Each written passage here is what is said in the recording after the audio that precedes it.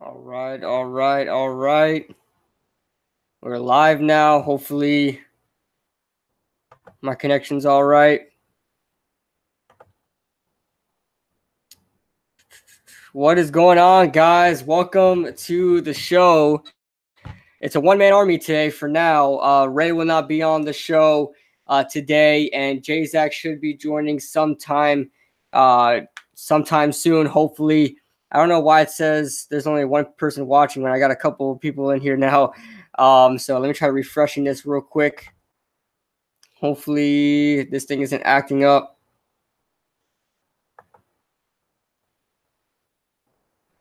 All right.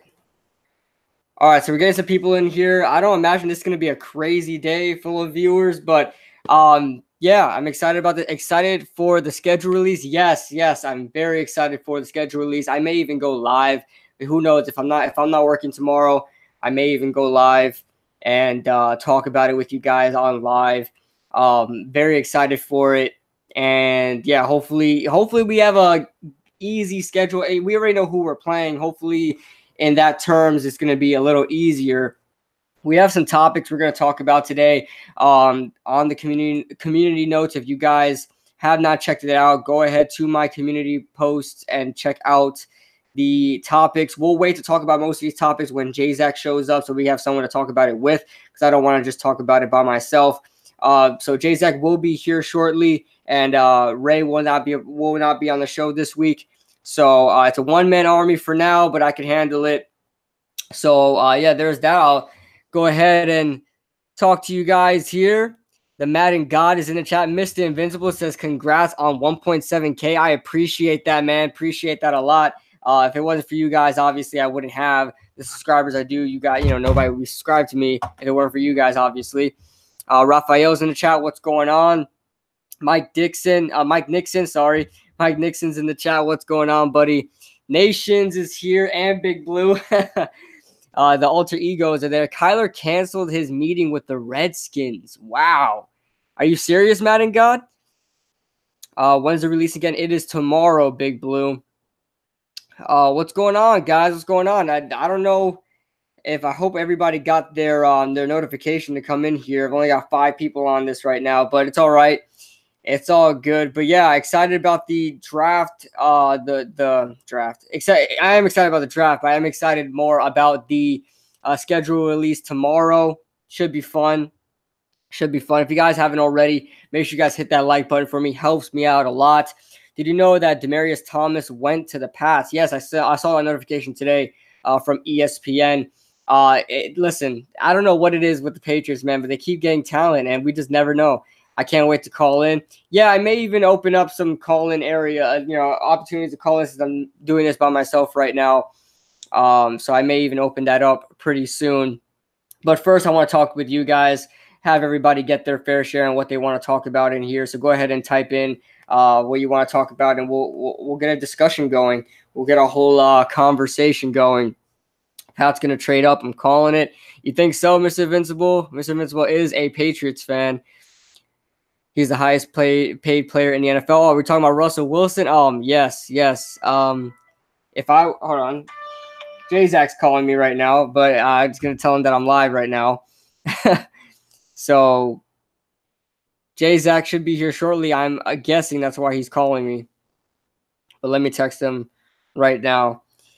I'm so glad we signed Thomas. Yeah, I'm sure you are, man. The Patriots just keep finding their way to get talent. If I was Seattle, I would trade Wilson. He's eating 35% of the cap. He's not eating 35% of the cap. He's making $35 million. He's not eating 35% of the cap. Cap is like $171 million. That's not 30. If I'm not mistaken, that's not 35%. And my math is kind of off, but that's not 35%. He's making $35 million, not 35%. But yeah, in my honest opinion, like everybody kept saying, listen, Russell Wilson's going to ask for $40 million. He's going to get a $40 million contract. I knew he wasn't going to get a $40 million contract. I just knew he wasn't going to do that. Just because I don't think, maybe we'll see a day that we see a $40 million player in the NFL. I just don't see that happening yet. Oh, Jzach keeps calling. Gonna text him real quick. But yeah, what's going on, guys? Yes, Bhavith Ray was not in the podcast right now. He's not joining the show this week. He won't be able to make it, and Jzach will be here shortly. He actually keeps calling me. I just texted him right now that I'm live already. So I got it confused. Eli needs to become the quarterback coach after the 2020 season. I don't think he'll do that. A lot of people want Peyton Manning to coach. I don't think he's going to do that. Tony Romo, who knows? But I'd love to see one of these quarterbacks eventually get a chance to coach. Kid Blue, should we sign Colin Kaepernick? You know what? Listen, guys. I had a dream. Whether this was yesterday or the day before that, I don't know. I don't know why. I don't know why. I don't know how. But I had a dream that that Colin Kaepernick was signed to the Giants. I literally had a dream that Colin Kaepernick was signed to the Giants. How that happened, I don't know. I don't even think about Colin Kaepernick. He's not even relevant into the NFL anymore. He's not even a talking point anymore. I don't know why. I literally had a dream that Colin Kaepernick was signed to the Giants. Maybe I'm just having my worst fears out in my dreams, but I really don't want Colin Kaepernick to be with the Giants. Kid Blue, let's collab sometime for sure, man. I'll definitely find some time, Big Blue, to go ahead and we can do some kind of collab. I want to do collab with smaller YouTubers and the bigger YouTubers. Anybody in the football NFL community, whether that's Giants fans or not, I would love to do collabs. We'll find a way to get that going. I'm busy now that I got a lot of projects I'm working on now, but we'll fit in some time maybe after the draft or something like that. Maybe we'll do some draft stuff after the draft. But Cap hasn't touched an NFL ball and who knows how long. Yeah, exactly. Or Nathan Peterman. Patrick is a $40 million player. I don't know. Who's Patrick? He's still calling? Put me on. Yeah, okay. I got to add him. I'm going to add him. He needs to stop calling. Stop calling, Jzach. Jesus. But I'm going to add Jzach in right now.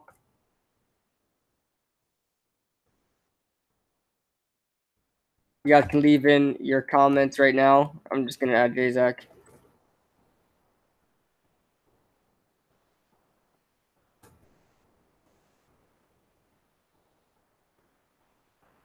There we go. Invite is posted. Patrick Mahomes, yeah, this guy, yeah, but he's on a rookie contract, of course. Maybe after the whole fifth-year option and things like that, maybe we see him as the $40 million quarterback. But remember, we've only seen 1 year from Patrick Mahomes. Oh my God! All right, he wants. Hello. Yo, put me on speaker. Put me up to the microphone real quick. Yo. Go ahead. Listen, bro. I'm listening live on my way home right now. And I turn on the stream, and the first thing I hear is, hey, Kid Blue, should the Giants sign Colin Kaepernick?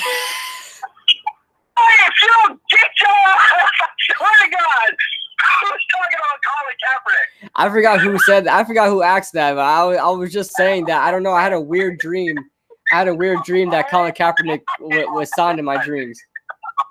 I'm sitting here. I almost purposely crashed my vehicle after hearing that, man. What the hell? Colin Kaepernick sucks. He hasn't played football in forever. Exactly. Oh, you're so mad. I'm like, man, I'm on the way home driving. Let me put this live stream on real quick in my vehicle. And I hear, hey, Kid Blue, should the Giants like Colin Kaepernick? I'm like, can't do it. Having an aneurysm on the road. My God. All right, I'm at the park and I'll come in. I'll see everybody soon. All right, man. All right. Bye. Dude, he literally texted me and said, "Put me on. I have something to say."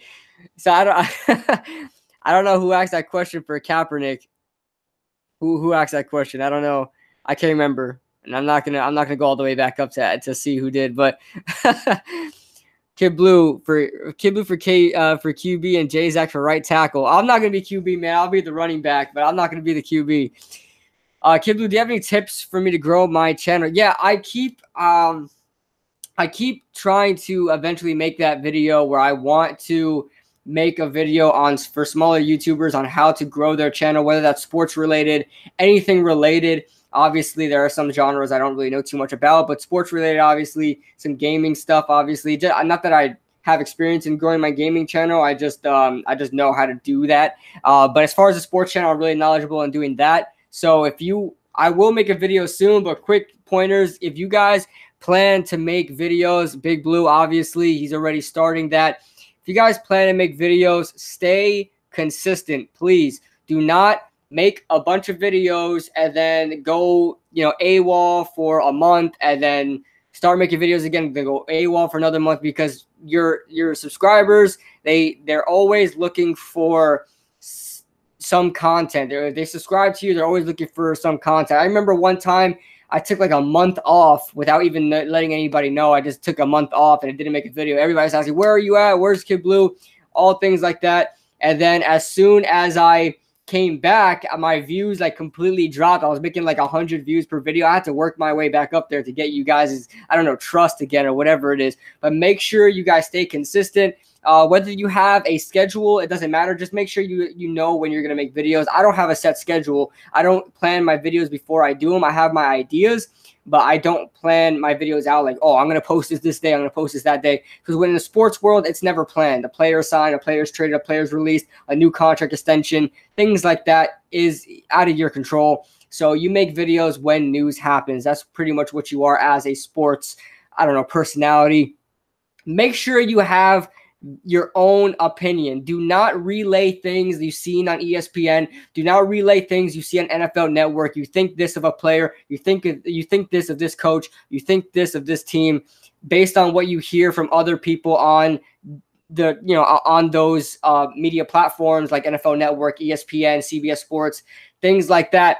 Make sure you have your own opinion and you can back your opinions up. There are so many YouTubers out there. You look at Chris, Bad Dog, Jzach, me, a bunch of guys out there, Jet Central, Rover. We all have different opinions. We all have opinions that we believe on, and stick to that. Stick to that. Well, of course you could change your opinions. Be open to, changing your mind and things like that. But make sure what you're saying is what you believe. Do not put on an act for anybody, because I guarantee you guys will notice it. You guys will notice if somebody's just saying something just to say it or anything like that. I'm sure you guys will.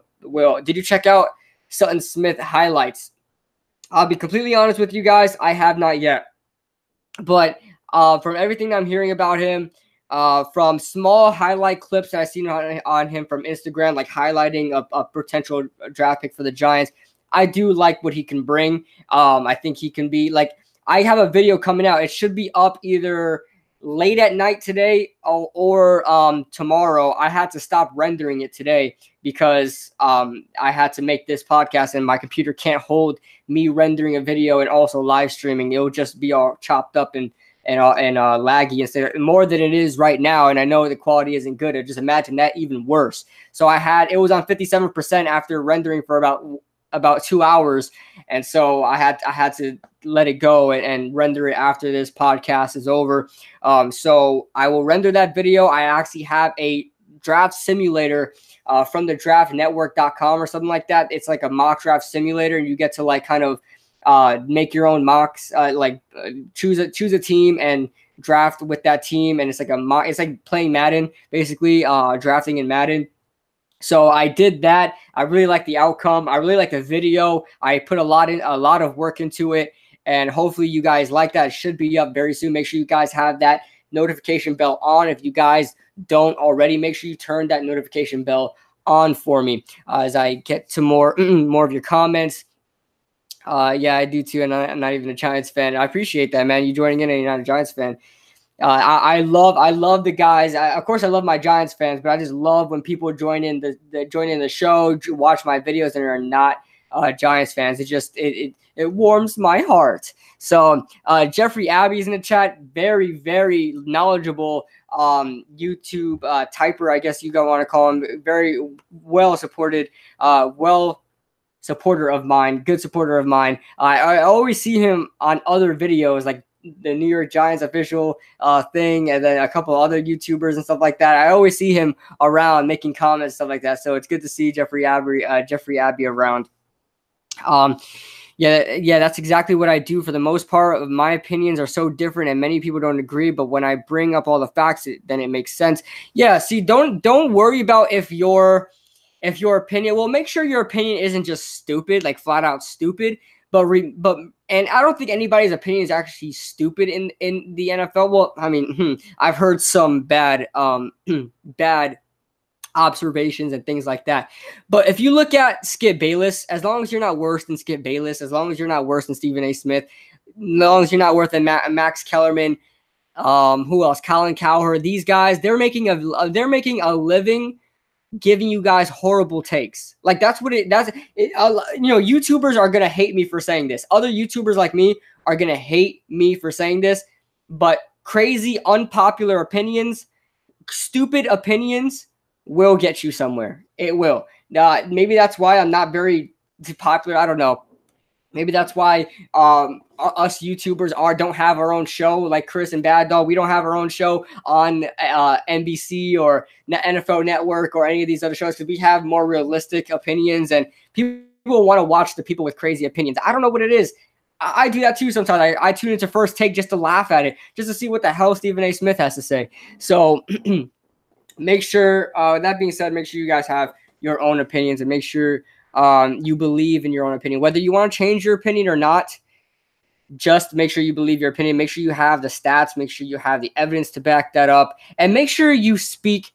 And this is a problem I've been working on. I've been stuttering this whole podcast just now, but this is something I've been working on for quite a while now. I have a very fast thinking mind, and it's hard for me to slow down and actually talk about what I want to talk about because there's so much things that I want to say that I can't get it out of my mouth in time.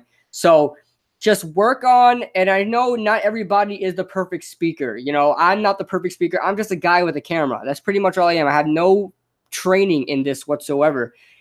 But make sure you take your time, slow down, not necessarily make a script. If that helps you, then fine.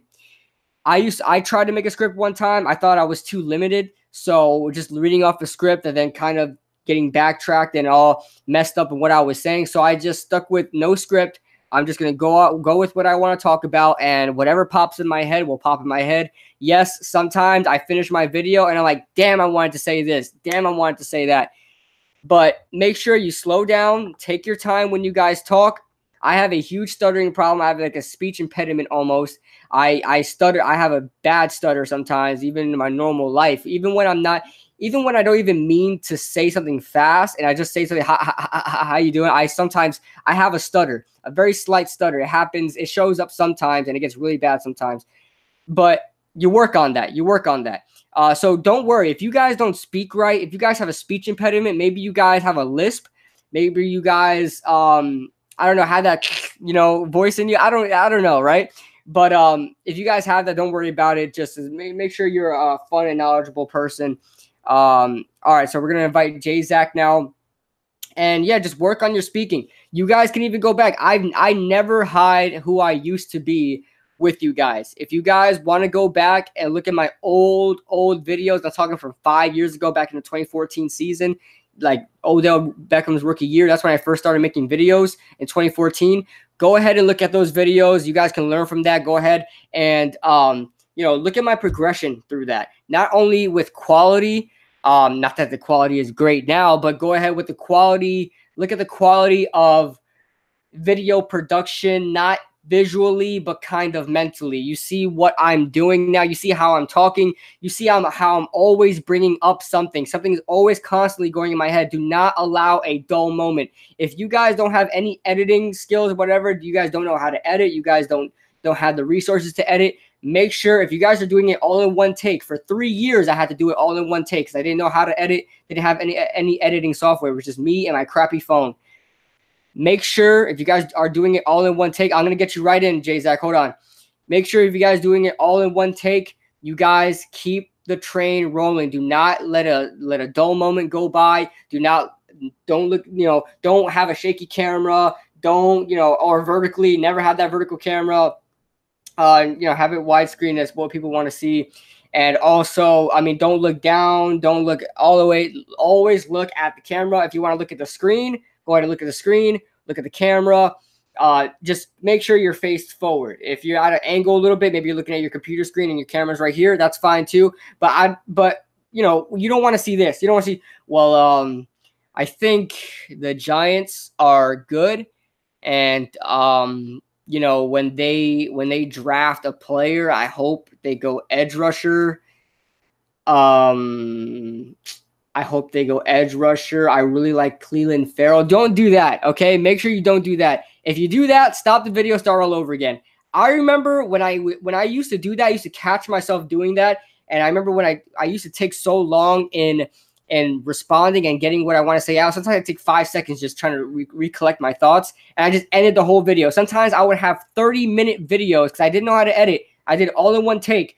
30-minute videos. I'm like, golly, I had to delete and start all over again. My mouth was tired. My eyes were tired. But that's what you got to do. You have to push yourself. Don't be lazy when making videos. That's all I'm trying to say. Do not be lazy. Keep yourself interesting. Don't be lazy. Put in the work. If you can't put in the work, don't do the videos. That's it. Don't do the videos if you can't do the work, because you're going to stress yourself out. Why aren't I getting subscribers? Why is nobody liking my video? Why am I not getting comments? Why am I not getting any consistent viewership? You have to be entertaining. You have to be entertaining. Whether you want to be entertaining like you're crazy, you want to be entertaining. Oh my God, you know, like Entertainer was last night.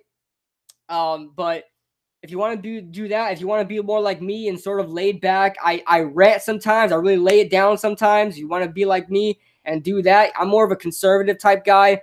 I don't mean politically. I mean politically, I guess. Yeah. But I mean, like, I'm more conservative when in the aspects of I'm kind of chill. I'm down to earth. I speak my opinions. I don't have any crazy things I like to get out. But I do rant sometimes. I do get angry. I do raise my voice.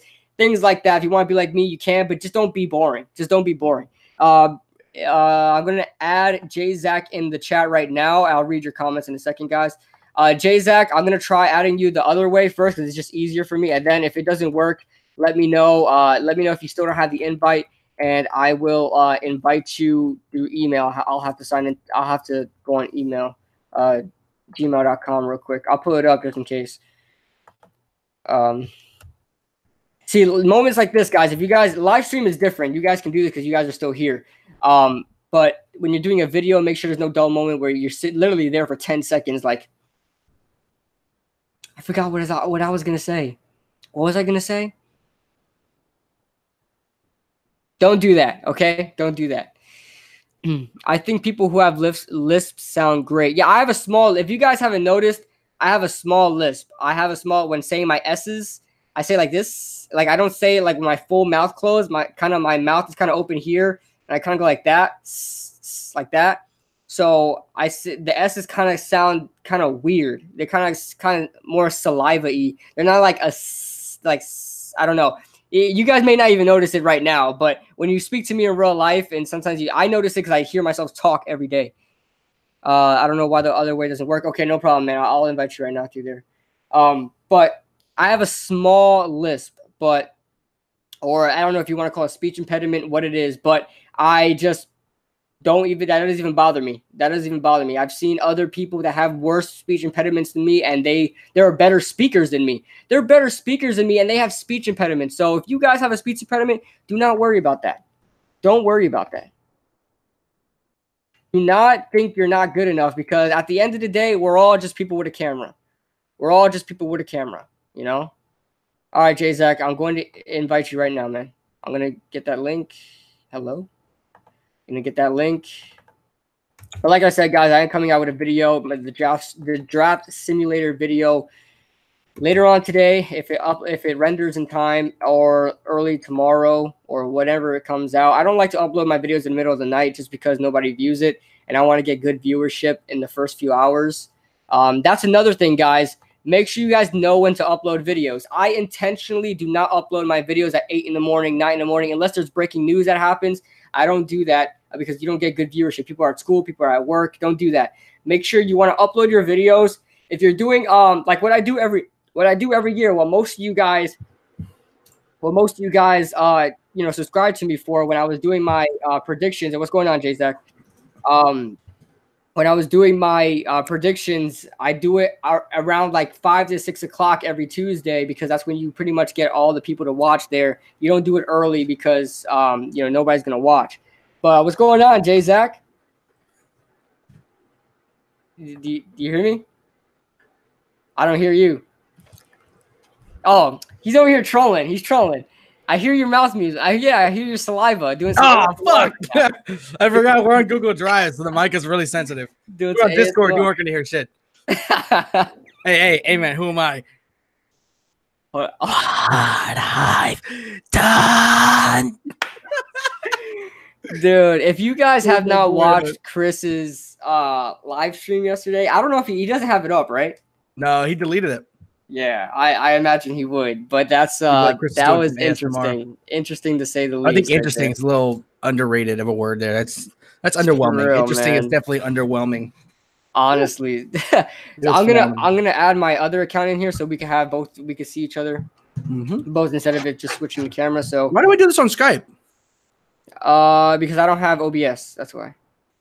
Oh, you're streaming through Google Drive? Yeah. You could Google Hangout. You could stream. You know how Google and YouTube are kind of like with each other. So from now on, dude, if I get home in time, you should let me stream these for you so we can do that. Yeah, we can. But if we have like multiple people, I don't know if you can do Skype with multiple people. We can. We can pull them into the call. Okay. I mean, they won't be able to call with their phone number. They'd have to call with a Skype account. But if they call with a Skype account, we can pull them into the call with us. Yeah, I mean, if we have like multiple guests, like with Ray, if he comes in, even without that, we can do that. Oh, okay. Like with Skype, we can pull in other people. I mean, it's just as complicated as calling people in with Hangout because at least this way we don't have to email them.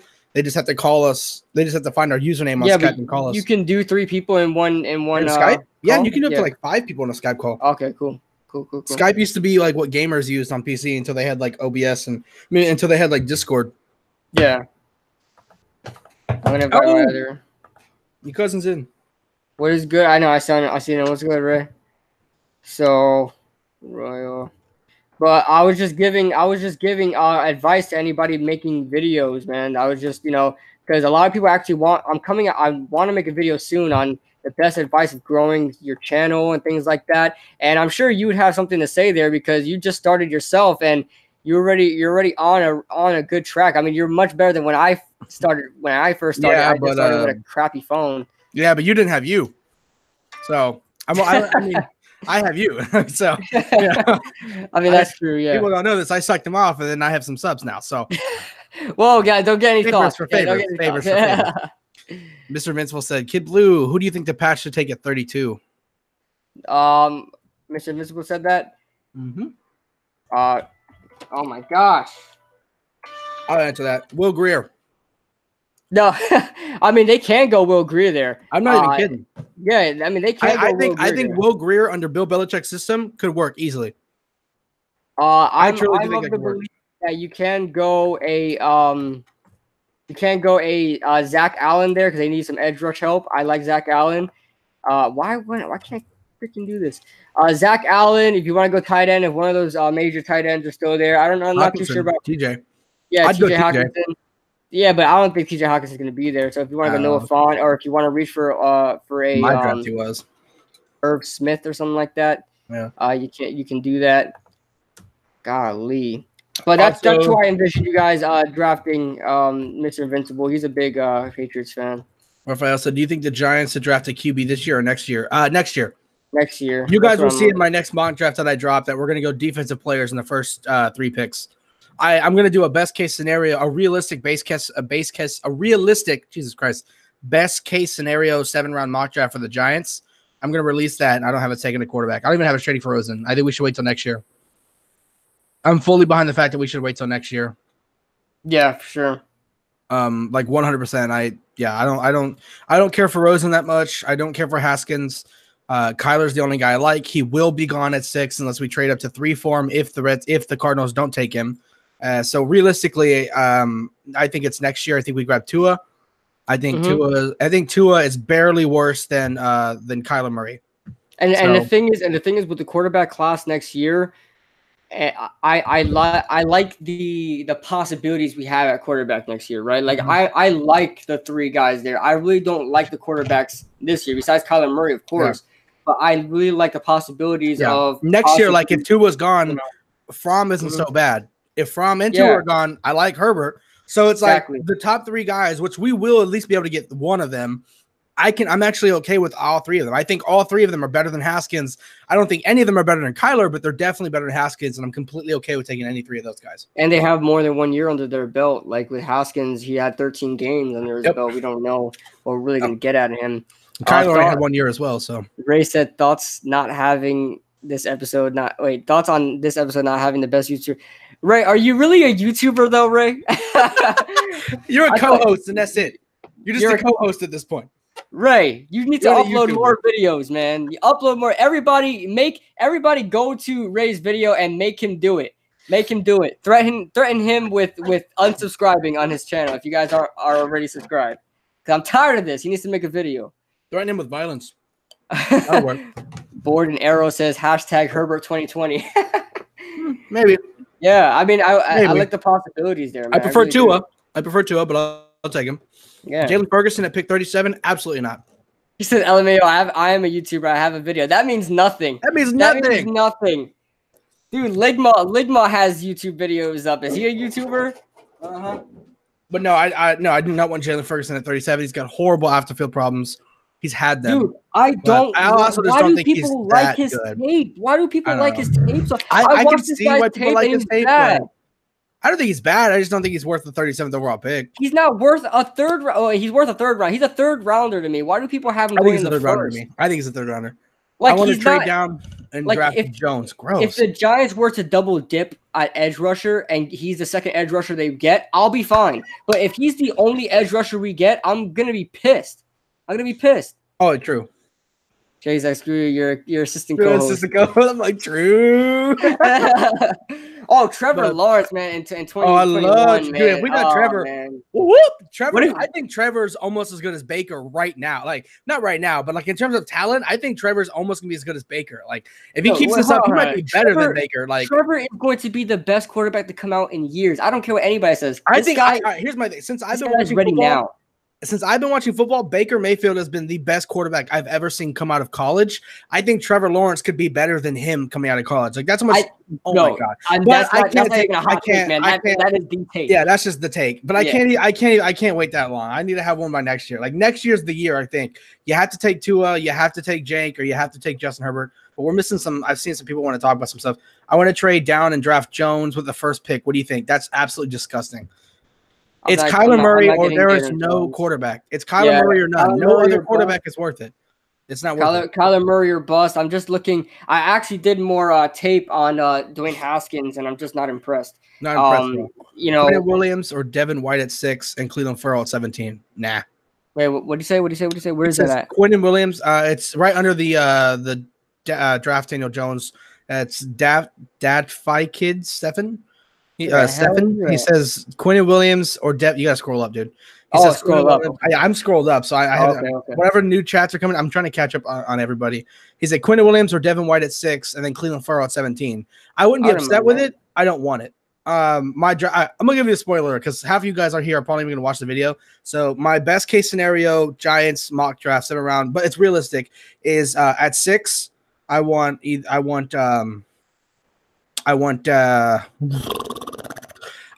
like a Byron Murphy or a at 6. I wouldn't mind him. I think he's top 10. All right, here's the thing. You gotta listen to me. I think he's that fucking good. Like, I love Byron Murphy. You can't draft a player where you think he's good, where he should go. You draft a player where you think he would go. Okay, wait. All right, I said maybe. All right. Here's my realistic. This is what I really would take at 6. I would love Jonah Williams or something like that. But realistically, at 6, I want like Quinn Williams if he drops to us, right? Or I want like Devin White or somebody. I kind of want to trade down from 6.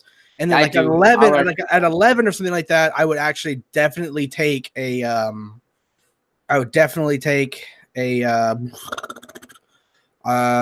why can't I fucking speak? At 11, I would definitely see this is what people are talking about when you're recording videos, you can't be doing stuff like this.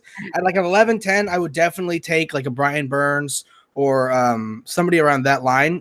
And then at like 17, I would love like like an Andre Dillard, or honestly, I wouldn't even take Andre Dillard. You like it, Andre Dillard. Yeah, I told you that guy's good, man. I wouldn't even take him though. I would probably just take like an interior. At that point, I would probably take like Jerry Tillery or Devin Bush or something like that. And then in round 2, I would take Jeffrey Simmons. Let me just redo this. This is freaking stupid. Okay, at 6, there's no trades. At 6, I'm taking either Jonah Williams or I'm taking an actual edge rusher. So no interior rusher. Give me some edge rushers that would be there on the board. I mean, I'm trying to think here. Like, I need somebody who would be there. It's just the value from like 6 to 12 is like not really. It's not there, dude. It's just not. So you would have to. This is why I would take my corner, dude. This is why I'm serious. Yeah. I would actually take Byron, because here's the thing. If you think, all right, it doesn't have to be Byron. Whoever you think the best corner available is going to be, you don't wait to see if he drops to you at 17.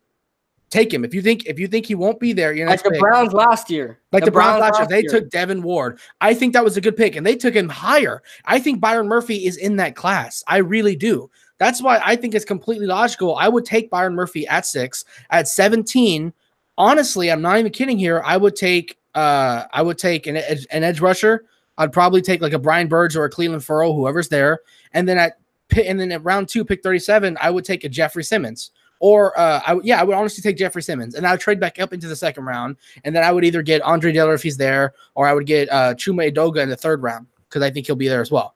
Like, it's just, we're gonna get some good. We're gonna get a good draft, and we're gonna have a good draft. I mean, I completely believe that. Matt Fry said Giants won't be drafting in the top 5 to get an elite QB though.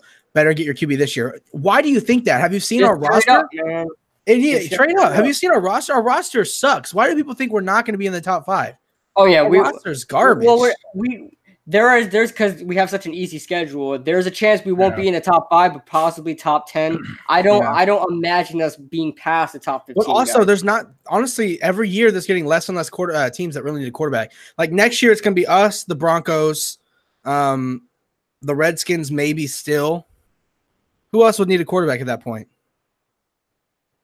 Us, the Broncos, Dolphins, Dolphins. The Titans may want to move on from Marcus Mariota. No, they won't move on. Yeah, they are. They're gonna move on. No, they're thinking about it. They're. I'm telling you, there's some sources saying they're thinking about it because he's not really hitting any home runs. That's because their system sucks. Yeah, it's hard for Marcus Mariota because he runs such a college scheme. It's hard to really put that in a pro. So the Buccaneers are going to be. Either way, I definitely think we could trade up. I think it's steady. I could definitely see us in the top 5.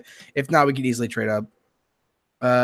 Why is Jeffrey Simmons there at 37? Would you take him even though the injury? Yeah, first off, he had an ACL injury. ACL injuries are getting easier and easier to deal with every single year. He'll probably be back and ready to play before, like halfway before the season's even over this year, won't he? And even still, we know we're not going to be that good, so I have no problem taking him at 37 and then letting him sit for the entire season and then letting him start in 2020. You know what I mean? It depends with the ACL. Jalen Smith sat out his whole year, I believe. Yeah, and I'm completely okay with letting Jeffrey Simmons do that. Mm-hmm. If Jeffrey Simmons wasn't hurt, he's a top 10 player. Oh yeah, I had him locked as one of the top tier guys. He is top 10. Like he might be actually a top 5 player in this year's draft. I actually think he might even be a top 5 player in this year's draft if he's not hurt. So if Ferguson is bad, how did he lead the college in sacks last year? Because sacks aren't everything. That's why. Because sacks aren't everything. Sacks are very is bad. He's like, how did he lead the league in sacks then? I mean, then why is Sutton Smith still a 3rd or 4th round prospect? I mean, come on, it's all about technique. That's a really dumb question. Tape is more important. First off, sacks are situational. You can get sacks because off of free plays. He could get sacks because somebody else got double teamed and he had to put up with a running back and got to the quarterback. Go watch his tape. His tape does not scream, I led the league in sacks last year. That's not what that screams. If that's all your metric you're using to judge if a player is good or not, then I'm sorry, you probably need to learn a little more on how to scout. Rashawn Gary, not a bad player. He had like almost no sacks. Right? He's better than Ferguson. Rafael DeLuna said, I'm excited for the money we're going to have next offseason. Yes, I am too. I think every Giants fan is. Over, $95 million in cap we're projected to have next year. Oh my God, we're going to be the next freaking Jets, just spending. But love it there. What do you think about John Schmidt? He says, I fear we're going to end up in QB hell if we don't get our QB this year. We're going to win more games than everyone expects us. Here's the thing. We'll be in QB hell this year, man. Yeah, the QBs suck, dude. Like, people don't even care anymore. They just want to put something in there at quarterback. They just want a body. They don't even care what we draft anymore at this point. And I hate when people say that. It's like, I don't even care who we get as long as we get a quarterback. Like, why? That's a horrible way of thinking. So let me ask this question, because the same people saying this, that we need to get a quarterback now, are the same people last year saying we should have got a quarterback last year. What do you guys think? We're better off with Sam Darnold or say Saquon Barkley? What do you guys think about Sam Darnold, Saquon Barkley right now? Because honestly, I think we made the right. We made the right move. We made the right call. Yeah, we made the right call. Here's the thing: if Saquon Barkley wasn't as good as he was, then it was a horrible call. Yeah. But because Saquon Barkley is a once in a generational type running back, you have to take him. You had to take him. Montez Sweat will be good. No, he won't. I bet you Montez Sweat. He's not gonna have a great year with the right coach. He's a developmental. He's like Arden Key. He's like Arden Key. He's that developmental player. Montez Sweat, guys, can. I think people are saying he's going to be drafted as high as the Buffalo Bills, things like that, or even the Buccaneers. I think this guy can fall to the 3rd round. Yeah, I really think that if teams are really watching his tape, there's nothing that pops out at him. You see a lot of potential, but you don't see any production. You've seen some of the rumors that Daniel Jones will be 2nd QB off the board. I think they're just rumors. If a team actually takes Daniel Jones before they take Dwayne Haskins, then I actually believe that dude should be fired. Like, I truly believe that guy's either trolling or he should be fired. There is no excuse to take any quarterback besides Kyler Murray ahead of Dwayne Haskins. What do you think about somebody, say, like, I don't know, another team just pops up in my head. I don't know. Someone that's gonna, maybe the Miami moves up and takes Drew Lock instead of Dwayne Haskins, just because they know Drew Lock isn't gonna play next year, but they feel like he has the best potential. Okay, I misspoke. I'm sorry then. Drew Lock is the only quarterback I can even kind of think about besides Kyler Murray. I could actually be like, okay, I get why you would trade up ahead of him, because Drew Lock has more talent than Dwayne Haskins does, but he's not better right now. But once again, I am one of those guys who says, do not draft somebody off of their talent. Draft them off of what they are right now, unless you're drafting in like the 3rd round.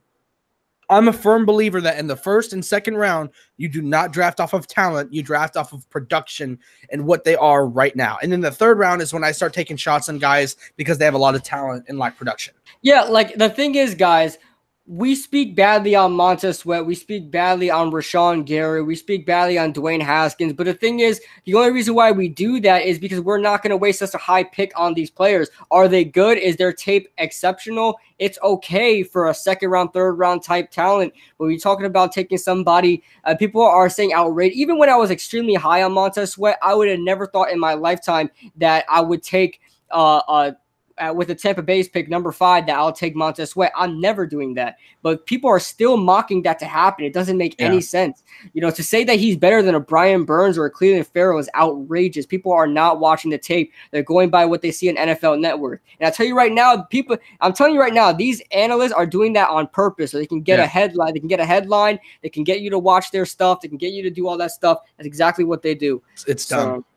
Dylan Reiner said, okay, Saquon was the right pick last year, so let's trade for Rosen. That's 2 top 10 picks for them. Why do people keep saying it? Just because Rosen went in the top 10 doesn't mean he was worth a top 10 pick. Yeah, last year, Rosen and Darnold, neither of them were worth a top 10 pick. I firmly believe that. Baker Mayfield was the best player. I think he's the 2nd best player in the draft, right behind Saquon Barkley. But because he was a quarterback, I think he was the best player in the draft because he was a quarterback. Factoring in QB importance, Rosen and Darnold are kind of top 10 picks. But in terms of pure talent and skill at the time, they were not top 10 picks. So just because Rosen went in the top 10 does not mean that's 2 top 10 picks right there with Saquon and Rosen. And that's exactly why teams haven't bid on him for a 1st round pick yet. Teams are giving up 3rd round. If teams actually thought he was worth a 1st round pick, they would have given it up by now. Yeah, exactly. So I have some topics here. I want to talk about some stuff. We're going to talk about the crazy breaking news that happened early this morning when everybody woke up. Man, I couldn't make a video. Yeah, Russell Wilson signs a new contract extension, 4 years, $140 million, $65 million guaranteed or signing bonus. I think it's the same thing in it. But that's a huge, ginormous contract. I think everybody expected that for him to be the highest paid player in the league. A lot of people were saying $40 million. I said 35. I didn't think he was going to get $40 million. I think that was too far fetched. I cannot believe the money he just got paid. I know. This is what sucks. It's making QBs too expensive. QBs shouldn't be this expensive anymore, dude. I hate what's happening to the NFL market, dude. This is what I'm saying. It's just when is it going to stop? It's not going to. Soon we're going to see quarterbacks making $45 million. The teams are going to be broke because they want their quarterback, and that's what I'm saying. Just like with wide receivers, the safeties, Landon Collins getting. Pretty soon it's going to be. You're going to see teams draft a quarterback every 4 years. Exactly. They're going to have to draft a quarterback when he comes time to pay him. Let him go and then draft another one just because they can't afford to pay these quarterbacks. It's ridiculous, man. If I'm the GM, I'm staying old school. You're gonna get paid. Yeah. You're gonna pay $25 million and shut up. Take it. Up. You're gonna pay Eli Manning money. Exactly, but I mean, if you ask me, Russell Wilson, of course, do I think he's the best quarterback in the league? No, but since his contract is up at this time, I feel like he should be paid as a top quarterback, and I don't think he will take anything less than what an Aaron Rodgers is making right now or whatever it is. So he's gonna say, listen, I want the highest contract that a quarterback can get, or in this case, that anybody can get. I'm actually really surprised he only got a 4-year deal. Yeah, me too. If he got paid that salary over like a 5-6 year deal, I'd have been a little more okay with it. But over 4 years, it's a lot of money, dude. Here's the thing. I thought he was, because he was so strict. I mean, what the media was saying, that he was so strict on, he wanted it by April 15th. Yeah. Or he was gonna, or else, or whatever it is. But he only took a $2 million over Aaron Rodgers, and on top of that, it was just over 4 years. So what are these media outlets saying that he was threatening to test free agent? He was never going anywhere. Yeah, he just wanted to get paid. He was going to stay with the Seahawks anyway. Said, what do you guys think of $25 million over 8 years, fully guaranteed? I'm cool with that for an elite quarterback. For a franchise elite quarterback, I'm take my money. But I probably wouldn't take the 8 years at Russell Wilson's age just because not Russell Wilson. He's just talking about in general. Oh yeah, in general, yeah. If my quarterback just got off his rookie contract, I'd give him that. Yeah, he's 26 years old and give him an 8-year deal. I wouldn't mind that whatsoever. Gorgeous. I'd take that. Yeah, because then you don't have to worry about a quarterback situation for the next 8 years. Mm-hmm. Wonder what Mahomes and Baker will make when it's their time. Dude, when it's their time, the quarrback it'll probably be like 180 at that time, dude. It's ridiculous. Like, yeah, I was just saying that in the beginning of the stream that those two guys may be the first $40 million quarterbacks. If Gettleman passes on Haskins, if he's available at 6, Mara needs to show some balls and give him his walking papers. No, if he passes on Haskins, give him a promotion. Give that man a raise. You're one of those guys who think Haskins is the guy. He's really not, by the way. Spoiler alert. Mahomes will be the top paid quarterback in a couple of years. I don't doubt it. I would love Kyler Murray over any other quarterback, but if I had the choice between Haskins or Rosen, assuming Kyler doesn't go with the first pick, then I'll take him over Haskins. Yes, of course. He said Rosen's over Haskins. Yeah, Rosen over Haskins. Yeah, so I would trade that second round pick for Rosen, but I want to trade down with my sixth overall pick to get another second round. Now let me ask you this: if you had to draft Haskins at 17 or trade 17 for Rosen, which one are you doing? Wow. I'm actually drafting Haskins at 17 over trading 17 for Rosen. Yeah, because I don't think their gap is that far off, and we'd have Haskins for 1 year extra longer than we'd have Rosen. Oh, yeah, that's on the contract. But here's the thing, I still like. I think Rosen. I think Rosen's better. I think Rosen's better. Yeah. I think he's noticeably better. I just think their distance between the two of them is something that can be made up for within that year, hopefully. Mm-hmm. Yeah, I hope so. But do I like Rosen more? I like Rosen's personality more. I like Rosen's game more. But I think Haskins' talent is kind of there with Rosen. Like I think Rosen could make up that difference between the two of them within a year of sitting. Because think about it, he'd sit. So you give him that 1 extra year to sit, I think he could make up the difference between the two of them. But final thoughts on Russell Wilson. Are you happy still with the Seahawks, or were you kind of hoping that he would land with the Giants? Low key, I mean, of course I was hoping he'd land with that guy's a top 3 quarterback in the NFL right now. Maybe four. I think he's the 4th best quarterback in the NFL right now. Of course, I was hoping he'd land with the Giants. Here's the thing. I didn't think he would. Here's the thing: with all the cap that we had next year, if he hit free agency next year, I think the Giants would pay top dollar. Oh no, we would have taken him. He'd be ours. He'd be ours. Yes, and at 31 years old, he's still in his prime. If I'm being honest with you, I would rather have drafted Tua than sign Russell Wilson. Oh, yeah, I mean, I'm being dead ass serious. Yeah, of course. Way I would cheaper, take Russell younger. Wilson. I love, but over a top tier quarterback that you know is going to be a surefire quarterback in the NFL, I'm taking that over because I'm keeping him for 15 years. You know. What happens if Eli balls out 5,000 plus yards? Does he I don't care. I'm not resigning him. No, I don't care if Eli comes out and wins a Super Bowl next year. He's not going to resign. I said the exact same thing. Tua. I said the exact same thing. I don't care if Eli goes ahead and wins a Super Bowl for us. His contract is up. I'm not giving him another one for what, $20 million. I'm not doing it. I'm going ahead and going to get the few. Listen. Well, hold on. Actually, here's the thing. I would actually be okay if we gave him a 1-year deal and we drafted a quarterback. I would be okay with that. $20 million. He would have to take 10. No. I mean, no. Of course, I'm not going to give him $20 million for a year. If he's willing to take a 1-year, work with me here kind of money for 1 year and groom my quarterback, my rookie quarterback, I'll take it.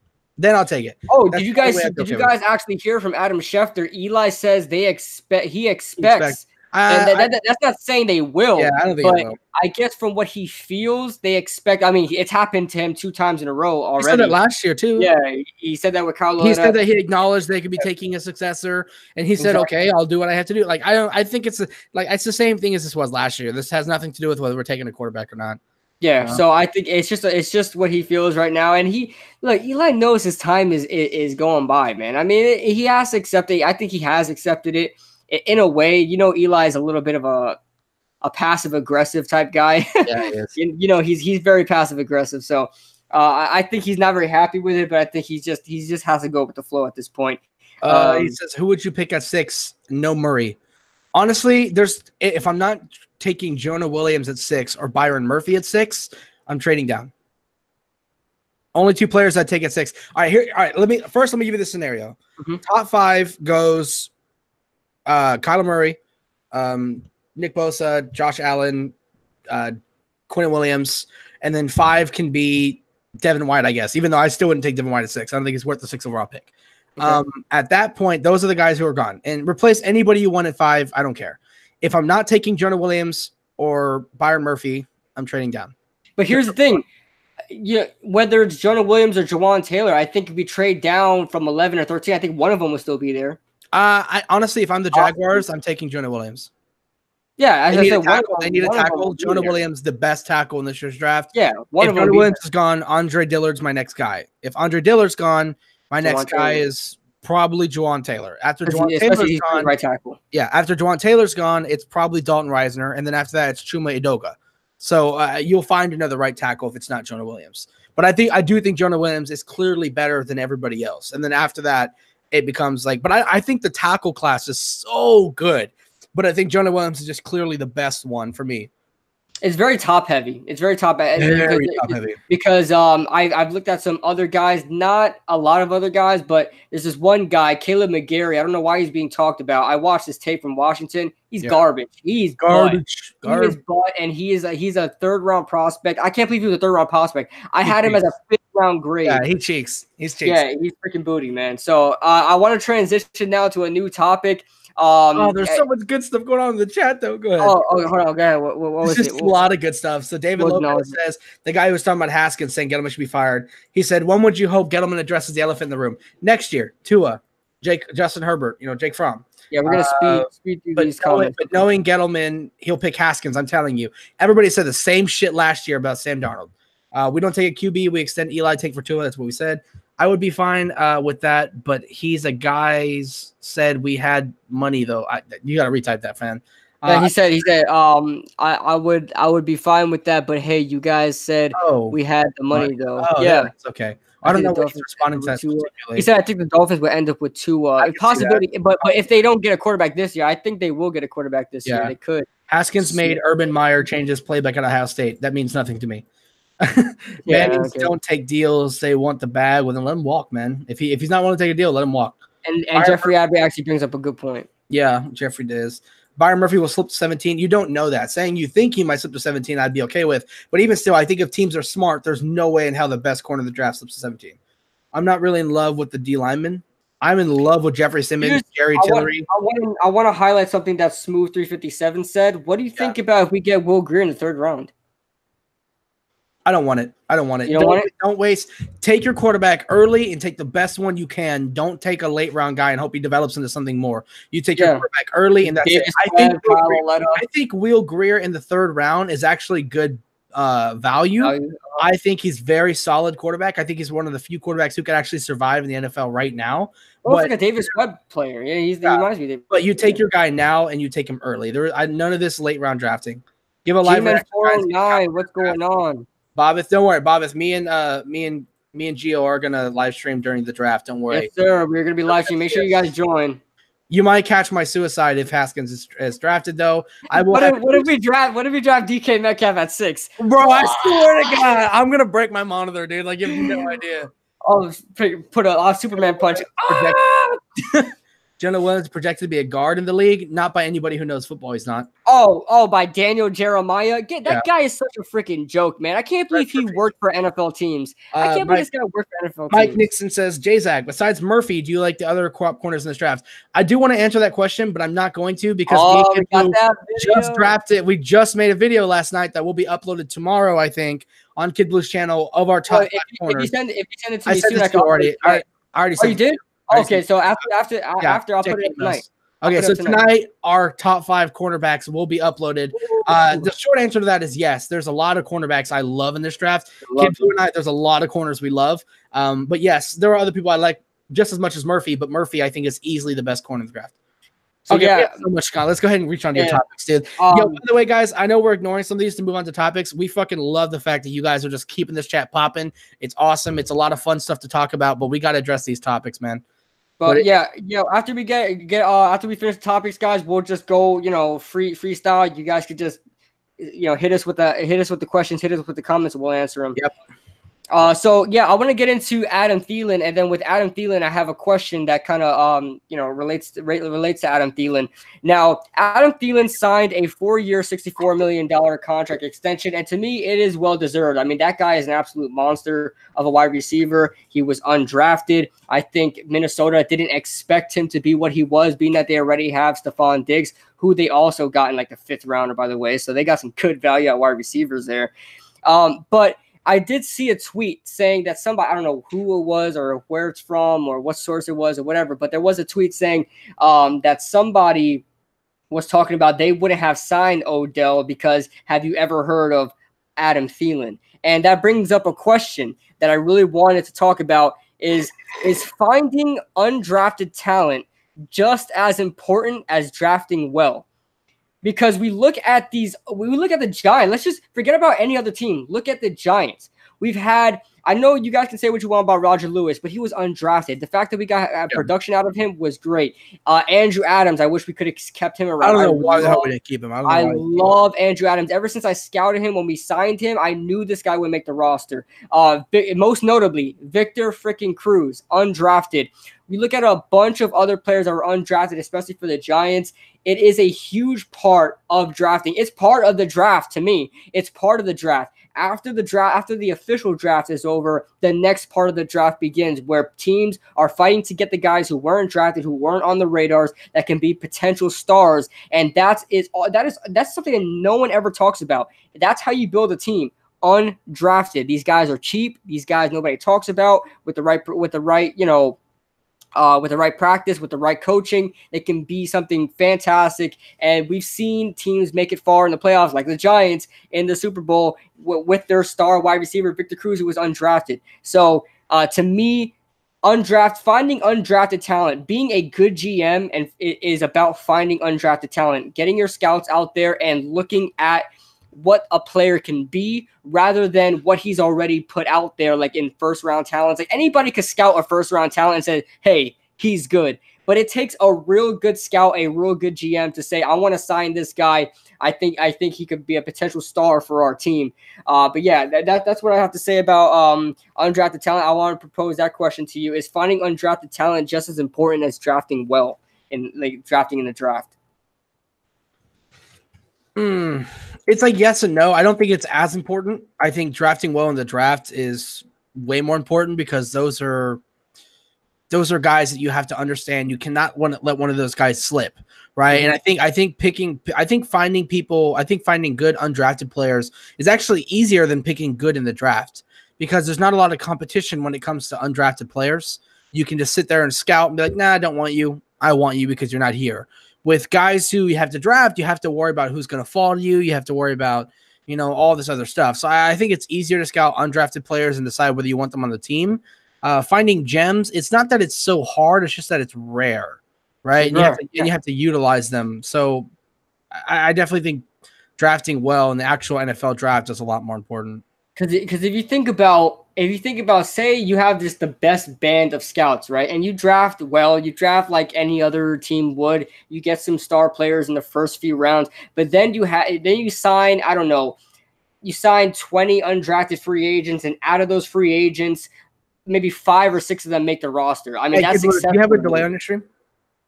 Yeah. Dylan Renner says something about no. he'll type something in the chat. We talk about it 5 minutes later. Oh well, Dylan. Also, we were looking at old things in the chat. We were scrolling at old things. Right now, we're caught up right now. So right now we are caught up. So Sam Beal hopefully looks out for us. I think Sam Beal looks pretty good. What do you guys think about Sam Beal? I think he looks good. I've seen his tape. I think Sam Beal's a 3rd round pick this year. I think so. This year, I mean, people were saying he could have been a first. Mm-hmm. First or second. Well, not with this cornerback class. No. Not with this cornerback class. No. I could see like mid-second this year. I could see it. I can see it. But next topic here, and this is relating to the NFC East, and that news just got out today that the Cowboys are in contract talks with quarterback Dak Prescott and Amari Cooper. And please sign him. Please sign him to a big deal. Please sign him to a big deal, bro. Russell Wilson just got $35 million. You signed that guy to 8 years. You signed him to 8 years, 135. Do me the favor, Dallas. Do me the favor and sign this guy to a max deal, please. Yes, get Dak Prescott on a $40 million deal. 8 years. I mean, just build an offense around him. Yes. Forget about Ezekiel Elliott. Who's Ezekiel? Mm-hmm. Have a passing offense. Pass the ball. Sign Dak Prescott, dude. As far as Amari Cooper goes, by the way, I think Amari Cooper's is fine. Amari Cooper is fine. I think he's a little overrated than people are talking about just because he's a Cowboy. But he did have those games as a Cowboy where he actually did go off. But as far as them signing him to a contract extension, I'm really not worried about it, especially Dak Prescott. I don't care.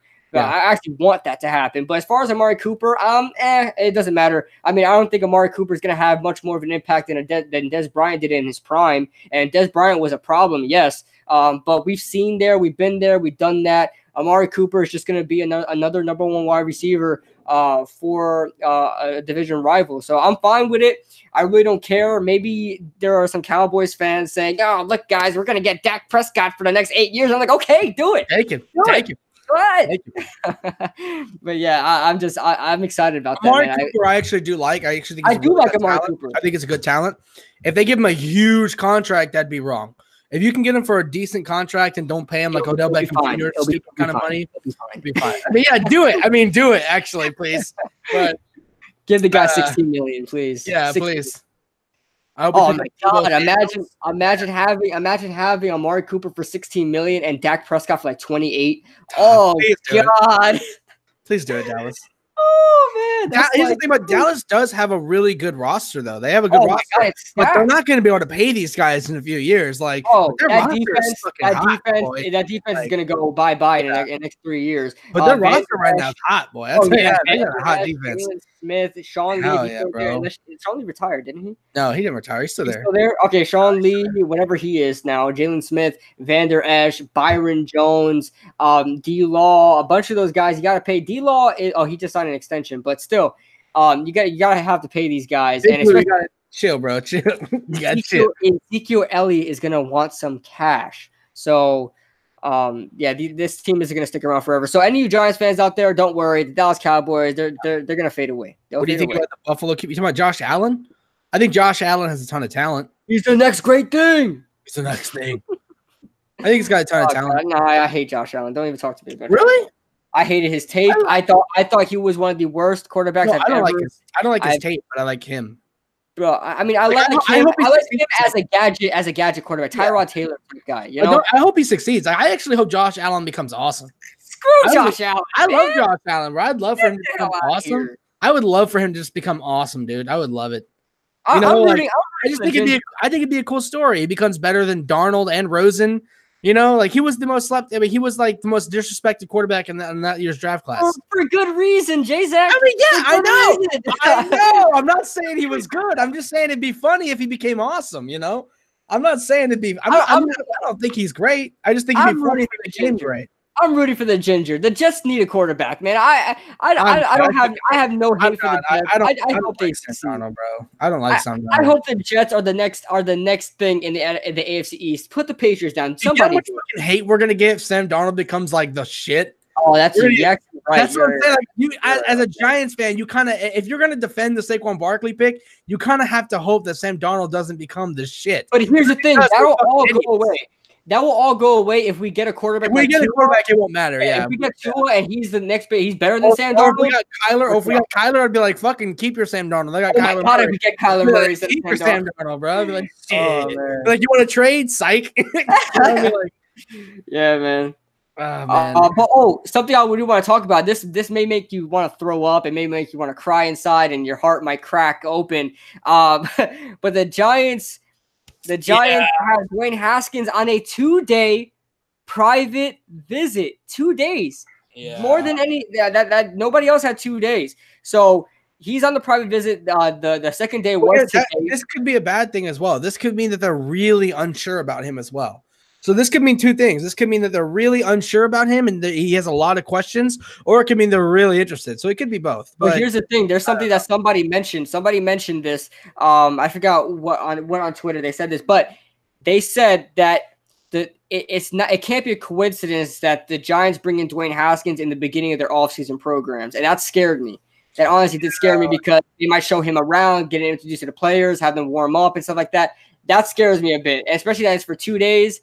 I'm not liking it. I actually, here's the thing. If you had to actually make me, like, if you put a gun to my head right now and said, do you think the Giants are actually going to take Haskins at 6? I'll be honest with you. I'm leaning towards more the fact that we're going to take him at 6. I really don't want to, because I just don't think he's that good. I really, really don't. I think he's a bottom of the first round type of player. And I truly do believe we're going to take him at 6. Like, I actually do think so. I just really don't fucking want to, man. Yeah, I said that somebody asked me last stream. They were like, they said, put my bias aside. Who do I envision the Giants drafting? I couldn't say anybody else but Haskins. Yeah. There been too many quotes that they want a quarterback. Too many other things. Especially with this visit now, and then during off-season programs, it's scaring me, man. It's scaring me. But I mean, a lot of guys want Haskins, so I guess that's good news for you guys. Not good news for me and Jzach. I'm not very happy about that. I need defense. I want defense so badly. Big Blue, why is everything you type in the chat like you talking shit to us? Like, do you want us to like you, bro? Like, why are you always talking shit, bro? Like, he's a younger guy. I know. I'm just fucking. It's like you're trying to get in the podcast. That's not how you do it. Like, that ain't how you do it, fam. No, Jackson. You might fucking. He's talking about fucking Jackson from Buffalo, the quarterback. Why do people like this? Why do people like this? He's garbage, bro. I hope Haskins amazing proves me wrong. If the Giants draft Haskins, I hope he fucking proves me wrong too. Trust me. Of course, anybody that wears Giants. Here's the thing. I don't like Haskins. If the Giants draft him, I'm going to do my best to say nothing but good things about him, and I'm going to hope that he becomes everything that all these fucking morons think that he is right now. Right, I'm gonna hope that he becomes the things that some idiots think he is right now. So yeah, hold on. I need to say something. David Lopez says Haskins reminds me of Warren the Moon. What the fuck? Get your ass out of here, boy! What the hell, David? Come on, man. Can we all have a nice glass of common sense right now? What's up, guys? Better than Culpepper, in my opinion. Whoa, who said that? David Lopez. Oh, my. What the fuck? My God. It's David Bourne. Bro, what are you talking about? He's a top QB in this draft class. This draft class fucking sucks. What is, like, saying he's a top QB in this draft class means nothing. What's going on, OGR? Is. What's going on, One Giant Rebuttal? Everybody subscribe to my guy, One Giant Rebuttal. He absolutely torched Mike Too Nice, and for good reason. He says some weird things. I'm not subscribed to the guy, but I literally only watch Mike Too Nice's videos. Yeah. I literally only watch Mike Too Nice's videos when OGR makes a rebuttal on him. I never even heard of the guy until he made videos about him. Even though he has like how many subs does he have? Like quite a lot. What did he make that video of Mike Too Nice? I think because Mike Too Nice was like pointing out all the bad plays that Eli's had, and he had one huge video about Eli Manning about like bad plays, but he also just recently made another one about all the good plays of how he played well. But maybe because he saw OGR's video, I don't know. Yeah, maybe, but fantastic job there, OGR. Love the content. Make sure if you guys are Giants fans and you guys like to see a Giants fan taking out another Giants fan. Some Civil War type action. But put your video about Mike Too Nice in the chat. I want to go watch it later. I'm gonna open it up. But I want to address some more of this stupidity for a second. Hold on. What's going on, movie critic? He said racist. Who's a racist? Haskins is like a faster Eli Manning. He can read coverage just like Eli. He can throw. No. Dude, Haskins has the equal speed of Eli Manning. No. What is your projected overall picks with Kyler going at number 1? If Kyler didn't go number 1, I think he would go 4 to the Raiders. And if he doesn't go 4 to the Raiders, I think he'd go to 6 to the Giants. Or I think the Giants would trade up to 3 to get him. I think somebody's going to trade up. I don't think he gets to 6. He threw 50 touchdowns plus. That means literally nothing to me. I don't care how many touchdowns he threw. That means OGR, thanks so much for the donation, my brother. He said, I appreciate it. No problem, man. Yeah, I don't care how much touchdowns he threw because his stats were packed. If you're going to come at me with Haskins stats, don't come at me at all because they're wasting your time. They've been talking about him. Who is that? I'm saying I don't like him, Jzach. I don't know who Travaris Jackson, quarterback out of Buffalo. He's really bad. Oh, not Travaris. You're talking about Tyree. Tyree Jackson. I pray at 6. I think we're all praying. Kyler's definitely going number 1, sadly. Yeah, I agree. I think he will as well. I saw Culpepper play live at UCF. Haskins is better. Mike Too Nice is the most realistic fan. I don't think he's the most realistic. I think he says a lot of smart stuff, but he also says some stuff that I disagree with. I like Mike Too Nice. I tried to collab with him earlier. We almost collabed, but he wanted to do his own thing for a little bit, which was cool. But I think he says some smart stuff, but I think he also says some stuff I don't agree with. Mike Too Nice is somebody I consider to be one of the smarter Giants YouTubers. You know who I don't agree with everything he says. You know who I think is a smart YouTuber, but I just disagree with more like 80% of the time is Bengal. Bengal, yes, exactly. Like a lot of people want me Kyler Murray. Like a lot of people want me to debate Bengal, and I would. He's so big though. He's so big. Let's be honest, he ain't gonna. I know, but I want to get to that point where I reach out to him. I want you guys to reach out to him too, help me out a bit. But I do want to talk to Bengal because I think. Similarly, we talk similarly. We kind of like, I don't know. I feel like me and Bengal have that same narcissistic attitude. Like we come across as like really arrogant though, being Bengal. Yeah. I feel like a lot of people think I'm really arrogant. I just come across that way. I see myself. I see Bengal. I'm trying to make this not sound weird, but I see a similarity between me and Bengal that if me and him were to debate, I think you guys would absolutely love it if me and Bengal were to debate. We have a lot to debate about because he hated Landon Collins being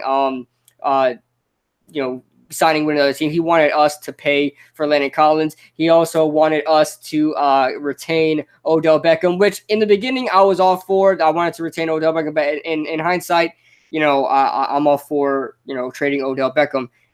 But Kid Blue reminds me of Bengal. Yeah, I've actually that's how the whole conversation started. Somebody was talking about that you remind me of Bengal, that I remind them of Bengal. I don't think so at all. And then they said, "Oh, I should debate him." Yeah, I don't think you remind me of Bengal at all. You come out, you're a lot nicer than Bengal is. I don't have the crazy attitude. I think because Bengal's got that attitude. You know what I mean? Yeah, me and him. Doggy says, "Who was the Giants QB when you two started watching football?" Eli. Wait, what did he say? Who was the Giants QB when you and I started watching football? Eli. Oh, it was Eli.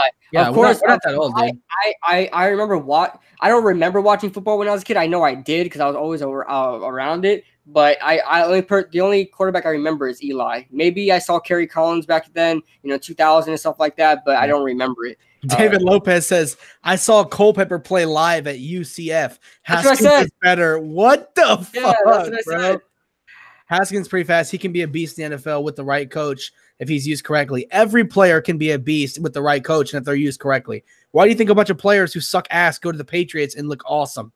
Any person who's talented enough to even play in the NFL can be good if used correctly with a good coach. I mean, you saying this draft class sucks means nothing? Okay. Lawrence Taylor is the greatest Giant ever. Yes, he is. Lawrence Taylor is the greatest player of all time. Yes. Yes. I would have tanked for the 2020 QB draft. Yeah, me too. No Big Blue. That has Jzach, there's the link. Thanks, One Giant Rebuttal. I really want to watch that. I'm gonna watch that later. What was you guys' first Super Bowl that you remember? Mine was the one against the Patriots, where the first one against Patriots. But at the time, I didn't watch football, so I knew the Giants and the Patriots from the Super Bowl, but I didn't even watch football at the time. I wasn't even a Giants fan, so I didn't care about it. Mine was actually before the Giants Super Bowl. It was 2006 against the Bears and the Colts. That was a crazy game. Crazy. Devin Hester, man, that was a crazy game. I actually became a Giants fan the year after they won that Super Bowl, but it wasn't for that. But it wasn't for that bandwagon. In fact, if you would ask me that year who won the Super Bowl last year, I couldn't even tell you it was the Giants. So I didn't know. I didn't mean to bandwagon on a team. I was just following Ahmad Bradshaw. OGR, thanks so much for another donation, man. I appreciate that. Should I rebut Bengal? Also, Jzach, link I put in the chat. Also laughing too hard right now. Yeah, he's in for sports management in college. Bengal. You can rebut Bengal, man. I mean, he makes some points I know you're gonna disagree with, man. I think he's really, really smart, and I think he knows what to look for, but I truly do believe he's wrong on a lot of his opinions are really off sometimes. Yeah, like his thing on Kyler, I completely disagree. The thing is, I mentioned this before with people. The thing is, he plays too much Madden that he kind of thinks it's a Madden world, and he kind of leaves money and business out of the equation, which is kind of weird because when you manage a team in Madden, you kind of need to manage money, but it's different when you're doing it in real life. But he kind of like didn't care about the whole Odell being paid and Landon Collins stuff like that. He kind of just wanted to waste the money and get those players just because they're talented. But that's how I see Bengal. I think he looks more so things in a Madden aspect than a real life aspect. Movie critics like Jzach, you're right. You do come off arrogant. I know I do. Well, I'm very opinionated. I'm very hard. We all have our personalities, guys. We all have a personality. I'm not arrogant. Like, you can ask Kid Blue. Kid Blue's had conversations with me where he's completely changed my mind on something. Like, I'm completely open to change my mind if you give me a reason to.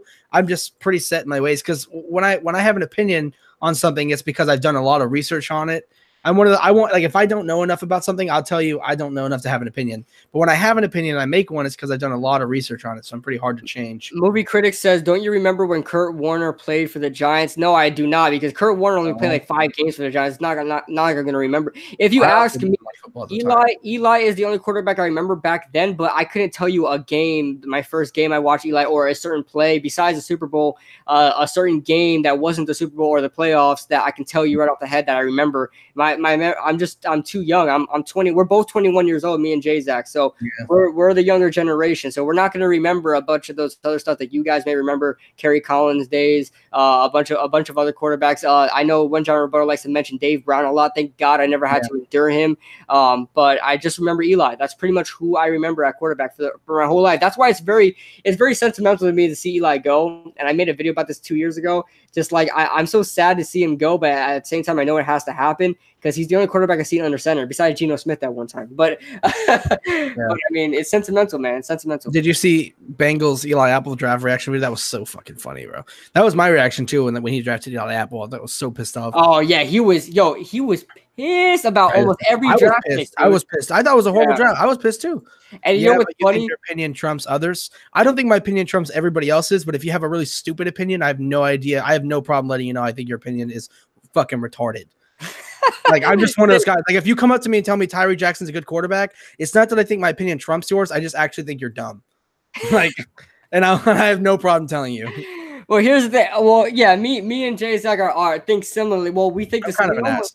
Yeah, I mean, the way I say things, I'm more passive on things. Like, if I disagree with you think what I think, you just don't say it. Yeah, that's the only difference. I keep my comments to myself, but at the same time, I'm like, what the hell? Like if somebody came up to you and told you Tyree Jackson's a good quarterback, you're gonna think you're fucking retarded. You're just not gonna say it. Like I would say it. I would say you're retarded. Yeah, like me and Jzach have had conversations off camera that we talked about what other people have been saying. So we're like, what the hell is going on? He just respects other people's feelings more than I do. Yeah. I mean, Haskins could be good. You never know. I never said Haskins couldn't be good. That's the thing. People keep putting these words in my mouth, acting like I keep saying Haskins is bad. I've said this to Kid Blue. I don't think Haskins is bad. In fact, if people didn't overhype Haskins as much as they did, I would hate on him a lot less. People just keep asking like this guy's the answer. Movie critics said Kurt Warner was the person that replaced Eli. I know that. Was he really?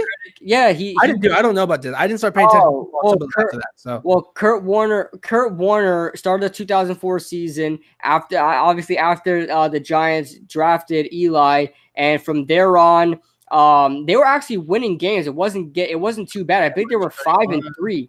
They were 5-3 or something like that, 5-2, 5-3, and eventually Eli started to play, and then Kurt Warner was eventually that was his last time playing football, if I'm not mistaken. Oh no, he went back. He went to the Cardinals. This is a good question here.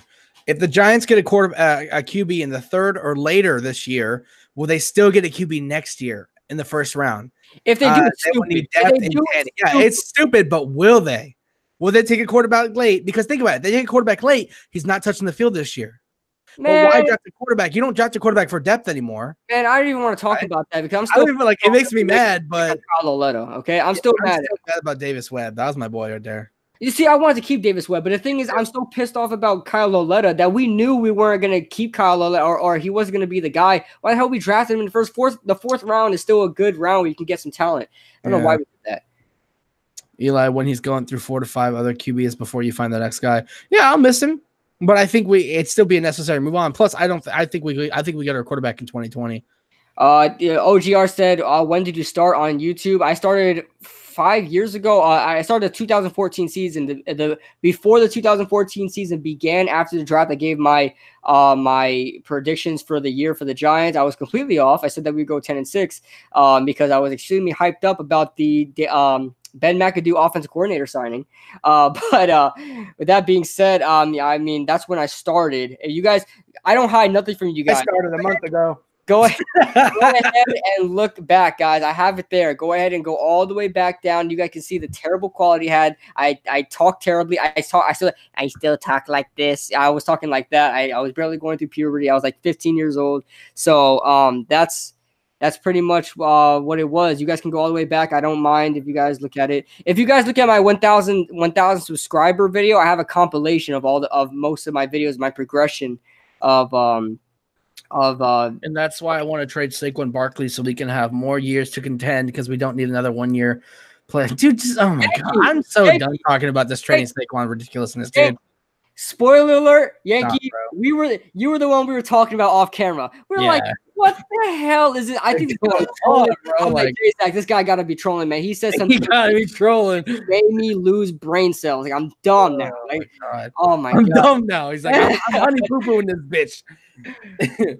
We love it. Doesn't come away with the QB through the draft or trade market this offseason would have been an unmitigated unmitigated. Why can't I read today? No, I don't think so. I don't think he should come out with a QB in this year's draft class. That's a nice word right there, David Lopez. Unmitigated. Yeah, I don't know why I couldn't read that for a second. Unmitigated. But, David, you've typed the same thing earlier, and we've already told you we heavily disagree with you. No, there's no point timing it again. No, it's Kyler or nobody. Because next year there are better QBs. And Eli's not going anywhere. They said he's going to start one more year. So why is it an unmitigated disaster if we don't come out with one this year? We can get a better one next year. Well, I don't want to get a quarterback this year just to know we're going to drop the quarterback next year. It's dumb. Well, he means like Haskins. Primarily, he means Haskins, I think. Think how Beal shows up at OTAs will determine how soon we get a QB. No, I think we get a quarterback. I'd say QB, but CB. No, we get a corner anyway. Because even if Sam Beal is the next Darrelle Revis, even if Sam Beal is the next Darrelle Revis, you have to get another corner. We need more depth. And Janoris Jenkins got one more year. Yeah, he's gone after next year, so that means Sam Beal. You need at least 3. You need 2 good corners and a decent corner. So and a decent third guy. Will David Shepard keep the safeties out of the box? They can, but they're like I said, they're mostly slot guys, so they may get in the box. I mean, they're not gonna stay out the box. They may stay in the box just because they're slot corners. I mean, they're slot wide receivers. Okay, there's 2 comments I want to address. Don't read the chat. Don't look at the chat. I don't want you to accidentally read it, okay? 2 comments I want to address. One of them is really dumb. Okay, so here's the first one. It's a question. Is there any 2020 QBs you don't want? Any QB not named Tua, Jake Fromm, Justin Herbert, I don't want. Now here's the all right, I need you to prepare your head. I don't know any quarterbacks in other you might get a headache. You might get a headache, okay? So I'm preparing you. I already got a headache. It says because I seen Russell Wilson's contract, and Barkley will make more than that, and that'll strangle hold on the Giants. Where'd you go, buddy? I faded away into another zone. I can't fade it away. There is no such thing as Kid Blue anymore. He just said Saquon's gonna make more than Russell Wilson. Can anybody show me the highest paid running back in the NFL right now? Please. Who is it? I forget. Yeah, it's got to be Le'Veon. I think it's Le'Veon. No, I don't think he is. I think somebody else is right now. Like I think it's not Devontae Freeman. It's I think it is. Is it Le'Veon? It's Le'Veon with that new contract. Yeah, it's Le'Veon. Yeah. Will Tate and Shepard keep the safeties out the box? I think him and Evan. I think those 2 and Evan Ingram will. Well, no, but that's what I was just saying before. I think it's Todd Gurley. It's Todd Gurley. That's why I didn't think it was Le'Veon. It's Todd Gurley. Todd Gurley is the highest paid running back. Todd Gurley. Yeah. Okay, Le'Veon's number 2. Le'Veon's number 2. Well, how much is he making? I think 18. Golly, for a running back? Hold on. I said I think. Jesus Christ. Le'Veon Bell contract. And 16 isn't far off, but that's what I think. 52.5 over 4. So that's. Man, I'm not good at math, man. Math. Yeah, it's 14. I'm wrong. That wasn't too far away though. All right, yeah. So guys, never the day will you ever see a running back. It's like 14. It's like 14. Never I the think, day I think you guys will see a running back. I think Todd Gurley's the one who's making like 16. Yeah. Well, there's that. Todd Gurley is worth it when he is on. He changes games. Yes, that's very true. I actually think Saquon's better than Todd Gurley, though. Oh, yeah, I think that for sure. I think Saquon's the best back in the league, though. Saquon is you're assuming that the Giants are going to have. You're assuming the Giants are going to have the draft capital and positioning to draft Tua Herbert from next year. We will have the draft capital. I think we can. Wait, who said why wouldn't we? David Lopez again. First off, I think we're going to be in the top 10 at least.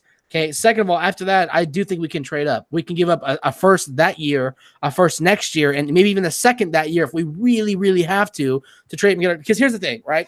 If we draft correctly this year, and then we have a good free agency the year after that, which because we'll have a ton of money, literally, I think from that point on, we'll be a quarterback away. Think about it. We get a right tackle this year. We get a corner. We get a pass rusher. That's only 3 of our picks. Hold on. So we can still get more defensive players in the draft. With only 3 of our picks, it feels 3 of our biggest holes. Right tackle, cornerback, pass rusher, right? And then in the free agency, we get another corner, a safety, a linebacker, a receiver, because we had the money to get all of them. And then in that year's draft again, we get I think from that, at that point in time, we'd only be a quarterback away. So I truly do believe after the 2020 draft, if we come away with a quarterback and we're smart in this year's draft, and we're smart in free agency, I think right then and there we could be a playoff team with a rookie quarterback. I want to quickly note something. By the way, John Roboto, I would love to have you on the show, man. I don't think I've ever had you on the show before. I would love that, man.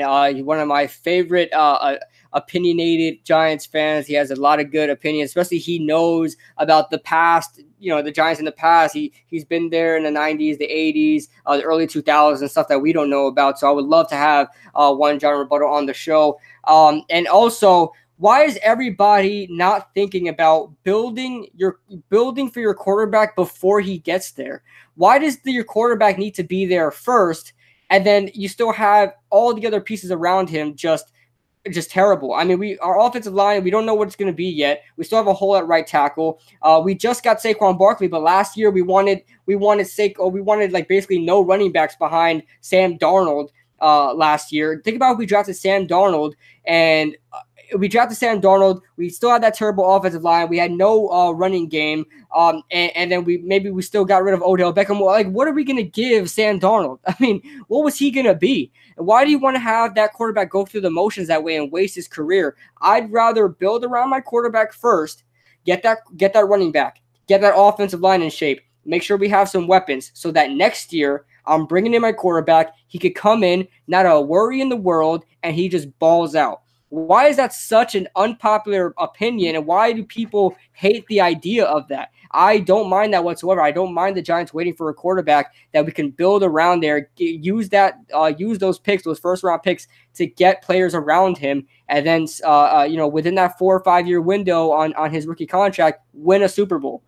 That's what I'm trying to say out there for you guys. I completely agree. I when it comes to rebuilding team, unless there's a quarterback in the draft you cannot pass on, like exactly. a Baker Mayfield, Kyler Murray, Patrick Mahomes, Andrew Luck. Like, unless you have one of those kind of quarterbacks that come up in the draft that you cannot pass on, I'm one of those guys where if you have holes everywhere on your roster, you build your team everywhere. That way, when you get your quarterback, he comes into a good situation. I do not want to take my rookie quarterback, throw him into a garbage situation, and then have him try and reset my team. Right? You build around the rookie quarterback, so you get placeholders. You get what you need to surround your quarterback for when he comes in. He's ready to succeed. That's the smartest way to start your team. And I'd also say make sure you have a good, at least a decent defense, not a terrible defense, so he doesn't have to throw a touchdown every time he's on the field. You know, so put your quarterback in a good situation, because we look at Eli now in his late 30s. The dude feels like there's people that's not even there. Right? He's so paranoid that he's going to get sacked constantly. Sometimes he throws himself down because he's so paranoid. Think about it. It'll be the worst situation if your rookie quarterback that you drafted, it winds up being the same way. If he's always paranoid about watching his back, is somebody gonna sack me? Is there somebody behind me? Things like that.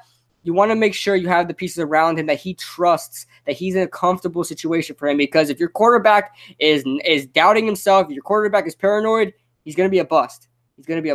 So that being said, hope you guys. This is Esco, the realist Knicks and Giants fan. We have, and by the way, you said have, and you typed in all caps. You ain't got to do that. We have to draft a number 1 receiver, at least with the 2nd round pick. That's completely inaccurate. And I told you, though, and then you said, you a damn fool. Why? That's because we have 4 great offensive weapons right now. Golden Tate, Sterling Shepard, Everett Ingram, Saquon Barkley. You don't need to draft another number 1 offensive weapon. Exactly. Draft somebody who can be a rotational player. Gary Jennings. Gary Jennings. Gary Jennings. You don't need another superstar offensive weapon. You need somebody who can come in when those guys are tired and be decent. So what we need is a rotational wide receiver. We don't need another star. If you need more than those 4 guys to be successful in your offense, your scheme is probably garbage. That's just a fact. And so, no, that realist Giants fan. Mike Nixon noted, are you doing any calls tonight? I don't know if I'm going to do any calls tonight, just because I kind of feel bad that Jzach is not going to be able to hear. Like, if I have any other guests, like I had Ray if we and switch to Skype, we can. Yeah, but then I have to start the thing all over again. Yeah, I'm not trying to do that. Yeah, I mean, I would have to stream it for you. We'd have to restart the streams. That'd be kind of weird. Yeah, so guys, I'm going to have to, not do the call-ins today, just because it was just so awkward, because then if Jzach wanted to say something, I had to relay the message to the caller, and it's just not convenient. What the fuck, dude? You are the most inconsistent. He wants to trade Saquon and then wait until the 2021 draft to draft a QB. He wants Trevor Lawrence. Yeah. Okay, that long, you don't wait. This year, I'm okay with passing, because next year there's guaranteed a group of good quarterbacks. You don't tank for one guy, because there's not a huge chance you get the one guy. When there's 3 good quarterbacks, then you can tank. That's crazy. That's crazy. To say, Jzach, we could make the playoffs if we draft good defense. We have the 2nd easiest schedule. We have a decent offensive line. We can get a good right tackle offense. I agree. We could end up somehow making the playoffs, but even still, trade up. One John Roboto says, I agree, guys. If you remember David Carr, he had all the talent to succeed, was ruined by the worst offensive line I've ever seen. Yeah, I heard his rookie year, he was sacked like 70 times. He had so much talent, bro, and he got fucked. Like, the Texans offensive line fucked that kid. Like, he had so much talent, he still has talent. Did you see him out throw Dak Prescott? Yeah, it was so funny. I wish Bro Keeler was in here. That was an epic failure by Jerry Reese and Marco Ross in drafting Flowers. That was a huge failure. I hated the Flowers pick. I thought he was garbage. I need to school you. I was so mad about Flowers pick. Yeah, Flowers. I said he wasn't. I was yelling at the TV. I was like, he's not even the best offensive lineman on the board. Yeah. Oh, the thing about the Jerry Reese pick is the Jerry Reese picking. Everybody wants to shit on Jerry Reese's picking, right? Here's the thing. He had some horrible drafts, but he had some good ones too. but he had some good ones too. I'm going to defend it. A dead clock is right twice a day. Listen to me. Listen to me. I know that. I know that.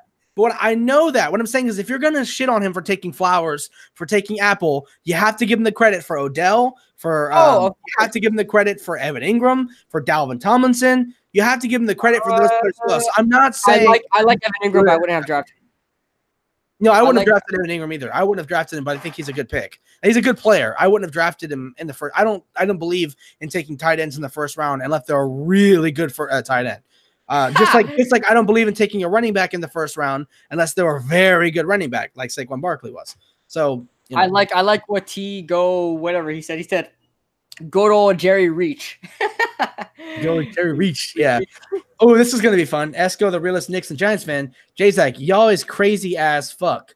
Them players y'all name is not gonna keep them fucking safeties out the box. Barkley will not be able to breathe. What the fuck, dude? Is that shit, bro? Are you typing on a BlackBerry? What are you doing? First off, yes, they can. They can off of good schemes. If they want to pull their safeties in the box, Evan Ingram is a mismatched nightmare on any. Like, you're an idiot. I'm not even gonna respond. Big Blue said I would have gotten Reuben Foster over Evan Ingram. Hell no. The dude's. I would have at the time. No, in hindsight, it's a bad pick. No. You can't speak in hindsight. You can't speak in hindsight. No, I know Reuben Foster was gonna be this bad. I know. I said no, not his talent, his off the field issues. That's the reason why he's bouncing off of every team. Okay, in hindsight, he's been on. In the draft, when draft time was coming, you would have stayed away from Reuben Foster. Hell yeah. I thought he fixed himself. He was such a red flag. He got arrested when he was with Alabama. I thought he fixed himself. Hell no. I couldn't stand that dude, especially that he failed the drug test at the combine too. Like, who does that, man? No, that wasn't like an actual drug test. That had to do with like a diluted sample. It comes with waters. That comes with water. Man, I don't care. That was a red flag. I wasn't gonna draft that dude. That dude's a clown. No tight end in the second round is the highest from. Yeah, I don't believe drafting tight ends in the first round unless they're really good tight ends, which Evan Ingram wasn't good enough to take in the first round. OJ Howard was good enough to take in the first round. He was good enough to take in the top 10. That's how good. Oh my god! I can't believe you just said that. OJ Howard was one hell of a prospect. Dude. Did you watch his tape? Yeah, he was dinking dunk catches. His tape was it's not his catching ability. The guy blocked his ass off, and he made some pretty good contested catches, and he had some good route running. Bruh. Are you crazy? Are you kidding me? OJ Howard was good. OJ Howard was a top was 20 and below that, 20 and higher. I wasn't gonna take OJ Howard 10th overall. Are you out here? No, OJ Howard was my guy. I mocked him. I mocked him high because I thought teams would actually pick him that high. I'm okay. Howard. I'm okay with where he went at 19. Dude, I wanted us to trade up for OJ Howard, man. Oh, look, OJ Howard was great because he was a safe tight end. He was a tight end you knew was very safe. Yeah. But he wasn't he's not gonna be the next Rob Gronkowski or the next Travis Kelce. Okay, as a prospect, we all thought he was gonna be. I didn't. Okay, Mr. I'm special. Okay, Mr. I'm special. The dude ran 5-yard drag routes, and everybody's like, "Oh my god!" Oh. And Njoku should have been the pick if he was going tight end. No, Evan Ingram is better than David Njoku. Say word. Yeah, I agree that though. OJ was better than Instagram is a tight end fat ass. We need a number one. Dude, you are just a fucking idiot, aren't you? Like, you're just ignorant and retarded. Oh, Ingram. I said Instagram. Now I'm the retarded one. Ingram is a tight end fat ass. Yeah, but you do know that Evan Ingram has lined up in the slot multiple times in his more than a tight end. What does Ingram being a tight end have to do with the fact that he can't burn safeties? Like, you're an idiot, dude. What he's trying to say, Esco, is he's a weapon, just like Saquon Barkley is a weapon. Saquon Barkley is a wide receiver, but a weapon. So not necessarily do you need so much wide receivers. You have tight ends there, and Rhett Ellison isn't bad either. No, he's not bad. He's just a blocking tight end. Yeah, he's a blocking tight end that he caught like 3 or 4 touchdowns last year, so I'm okay with that. Evan Ingram was a good pick, but not at where we picked him. Yeah, he was a second round grade. I had a second round grade. I really liked Evan Ingram because he was a matchup nightmare, but I was like so dumbfounded when we drafted him. I wanted Ryan Ramczyk. That's who I wanted. As great as Rob Gronkowski was, he was taking the second round. Yeah, but Rob Gronkowski is one of those rare players who, as a prospect, wasn't as good as how he ended up being in the NFL. Dude, You know David Lopez is speaking some nonsense because Yankee King just said, "What the f is Echo typing?" Well, it's Eco the one typing some dumb shit. Eco, yeah, it's like if Yankee's the one saying you're typing some dumb shit, you might be typing some dumb shit, bro. Oh my god, Yankee, I don't hate you, buddy. I don't hate you. I promise. We love you guys' opinions. We love it. Yeah, Njoku's a better blocker than Evan Ingram is. He is. He's more versatile than Evan Ingram is. I'll give you that. I just think Evan Ingram is such a good offensive weapon, though. It's my thing. He needs to drop the ball a lot less than he does. He has way too many drops. Oh, Njoku or no, Ingram. They both have problems with that. They both have some problem with drops. But Evan Ingram is such a better pass receiver than Njoku is. And this is a pass league. This is a passing league, which is why I have Evan Ingram higher than Njoku, because it's a passing league. So, but Njoku he's a better balanced tight end than Evan Ingram is. I like Njoku. He's got a lot of talent. He was incredibly raw coming out of the draft, though. Yeah, I like the tight end. He caught with his body a lot, way too much for me. Caught with his body. What was the next topic you had? Since the chat kind of slowed down, we can go into some. My last topic was just the Giants 30 visits, the top 30 visits, but I forgot to even pull it up, and I can't even pull it up because all these websites have so many ads and slowing down my computer. So I'm not even going to pull it up. Appearance on this podcast. You will, man. Just not today. We're not taking viewers. What if teams run a cover 3 with one safety in the middle of the field? Then we run the ball. Or we attack the seams, or we attack the flats. I mean, you do understand there's ways to beat cover 3, right? Like you act hold on. If you want to talk football, I mean, this guy's so dumb, bro. I want to talk X's and O's. Let me put my coach hat on right now. Gotta adjust that a little bit because your boy knows that you guys can't get me with the freaking football knowledge because I will demolish you in football knowledge. I think it's funny how you adjusted your hat and it didn't change at all. You moved your hat. I'm gonna be like Ash Ketchum.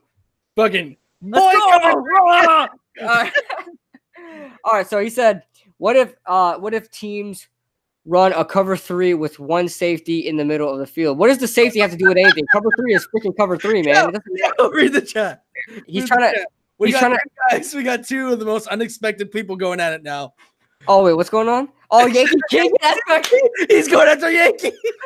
Oh, I love it. Get his ass, Yankee. Oh, I love it.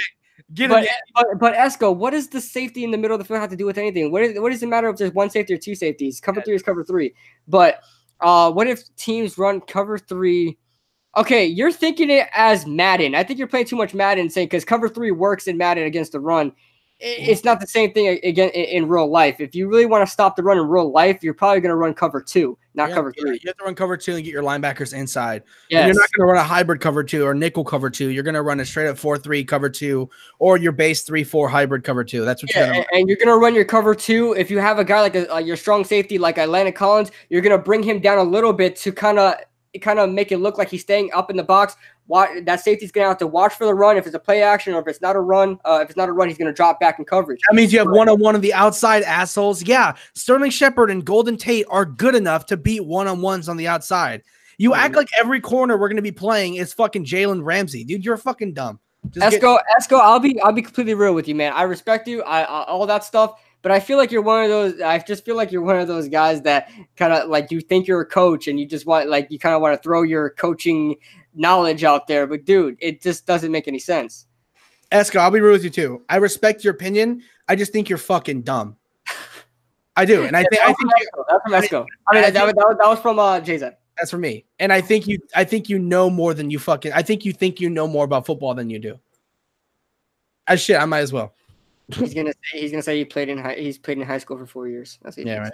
Well, I want to change. Somebody said, yeah, Mike Nix. I want to address this. I saw this earlier.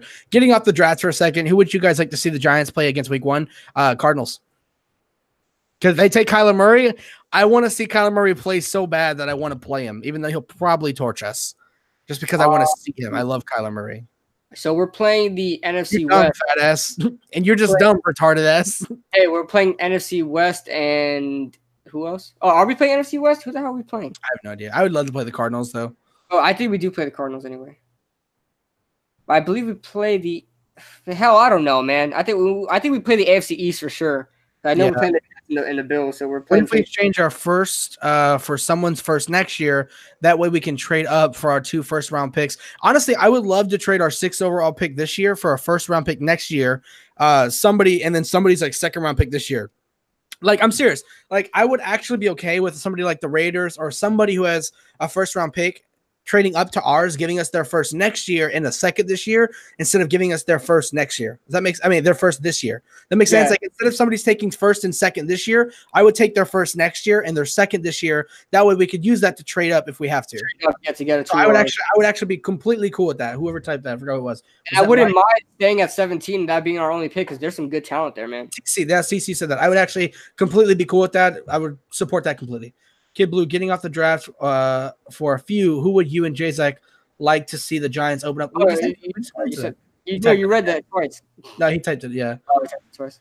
I don't want Rosen.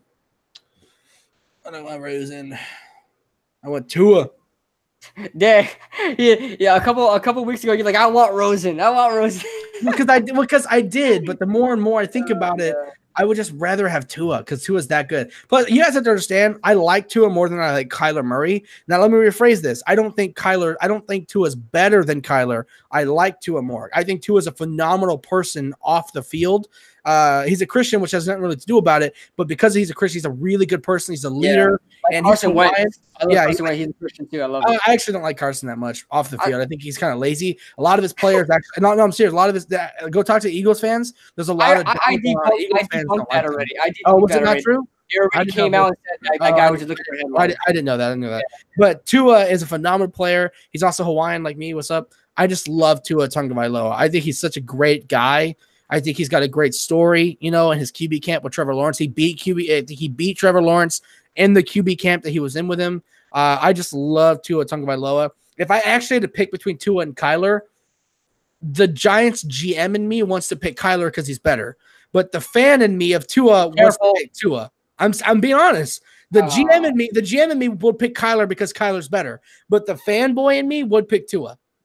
Can I pick option C and pick Trevor Lawrence? I'll do that. No, because it's strictly between Kyler and go eat some damn Cinnamon Toast Crunch. Is that your only thing you got on me is big guy jokes? Is that all you got? If that's all you got, boy, you've officially lost this debate. So you keep throwing them fat guy jokes at me. I'm going to eat those up. Pun intended. Pun intended. I'm going to eat. Pun intended. Oh, man. But but guys, throw out your this has been a crazy stream, crazy wild stream. Go ahead and throw out your last final your crazy thoughts, your crazy takes, guys. I want to hear your Skip Bayless takes, your Colin Cowherd takes, guys. Let's hear it. Are you guys of the mindset that Josh Rosen would be the first QB taken in 2019 if he was in it? No. Kyler Murray's way better, man. Kyler Murray's way better. It'd be Kyler, Rosen, Haskins. I bet Josh Rosen was only highly thought about because Sam Darnold was there next to him and Josh Allen and Lamar Jackson, those guys. So obviously, he's going to be in that range. But Kyler isn't better than Tua. You're wrong. Kyler is better than Tua. Tate or Shepard don't have the speed to win on the outside. Speed is not all you need to win on the outside. This is why you're dumb, because you think speed is what matters to win on the outside. This is why you're a fucking idiot. Larry Fitzgerald can win on the outside. He's not fast. You're an idiot. Yeah, and outside guys don't just run in a straight line. They run digs, they run slants, they run posts, they run curls, they run comebacks, they run C routes, they run a bunch of routes. They're not a DK. Unless you're talking about DK Metcalf. He's been watching a lot of DK Metcalf tape lately. Yeah, he probably thinks DK Metcalf is like the next big guy. Oh, what an idiot. And Big Blue said it. He just ever heard of route running? Give Blue on says. It's this thing that the wide receivers Todd McShay thinks so. Yeah, I know Todd McShay thinks so. He's an idiot too. Is Byron Murphy worth taking at 6? Absolutely. Here's the thing. All right, you guys will see when Kid Blue drops our cornerback video today.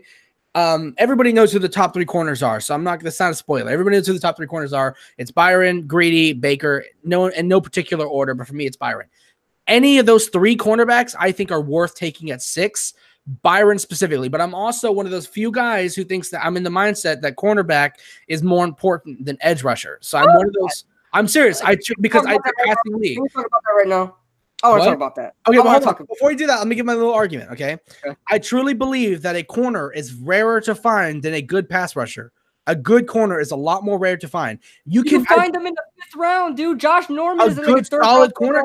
Dude, those guys are exceptions. Nobody knew they were going to come out and be that good. They were exceptions. They were not the rule. Those guys were exceptions. Also, this is a passing league, okay? Here's the thing. When it comes to corners, Actually, I can actually use the Giants in order to make this argument. 2 years ago, we went 11-5, right? Our defense was great. Everybody's like, oh, our pass rush was better. If you actually go back and watch the tape, our pass rush, it wasn't actually that good. We didn't actually have that much players who were getting to the quarterback. They were getting to the QB because our secondary was buying us a lot of time. The past few years when the Giants defense was good, 25th in the league in passing. Huh? They were 25th in the league in passing when we went 11-5.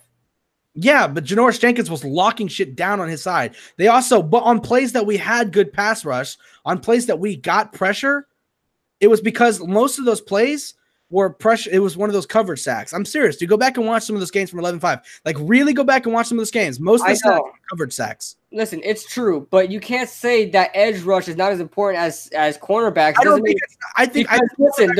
Listen, no corner, I don't care how good, I don't care if you're Revis Island. There's not going to be any corner in the world that's going to be able to guard man-on-man coverage on a receiver for more than 6 seconds. It's not happening. When you have a bad edge rusher like the Oakland Raiders had last year, they couldn't. The secondary couldn't stop anything. Not the secondary was. I mean, the secondary was bad, but it makes them look even worse because these cornerbacks and these safeties have to guard the wide receivers even longer because the pass rush ain't doing anything. These quarterbacks are just sitting pretty in there.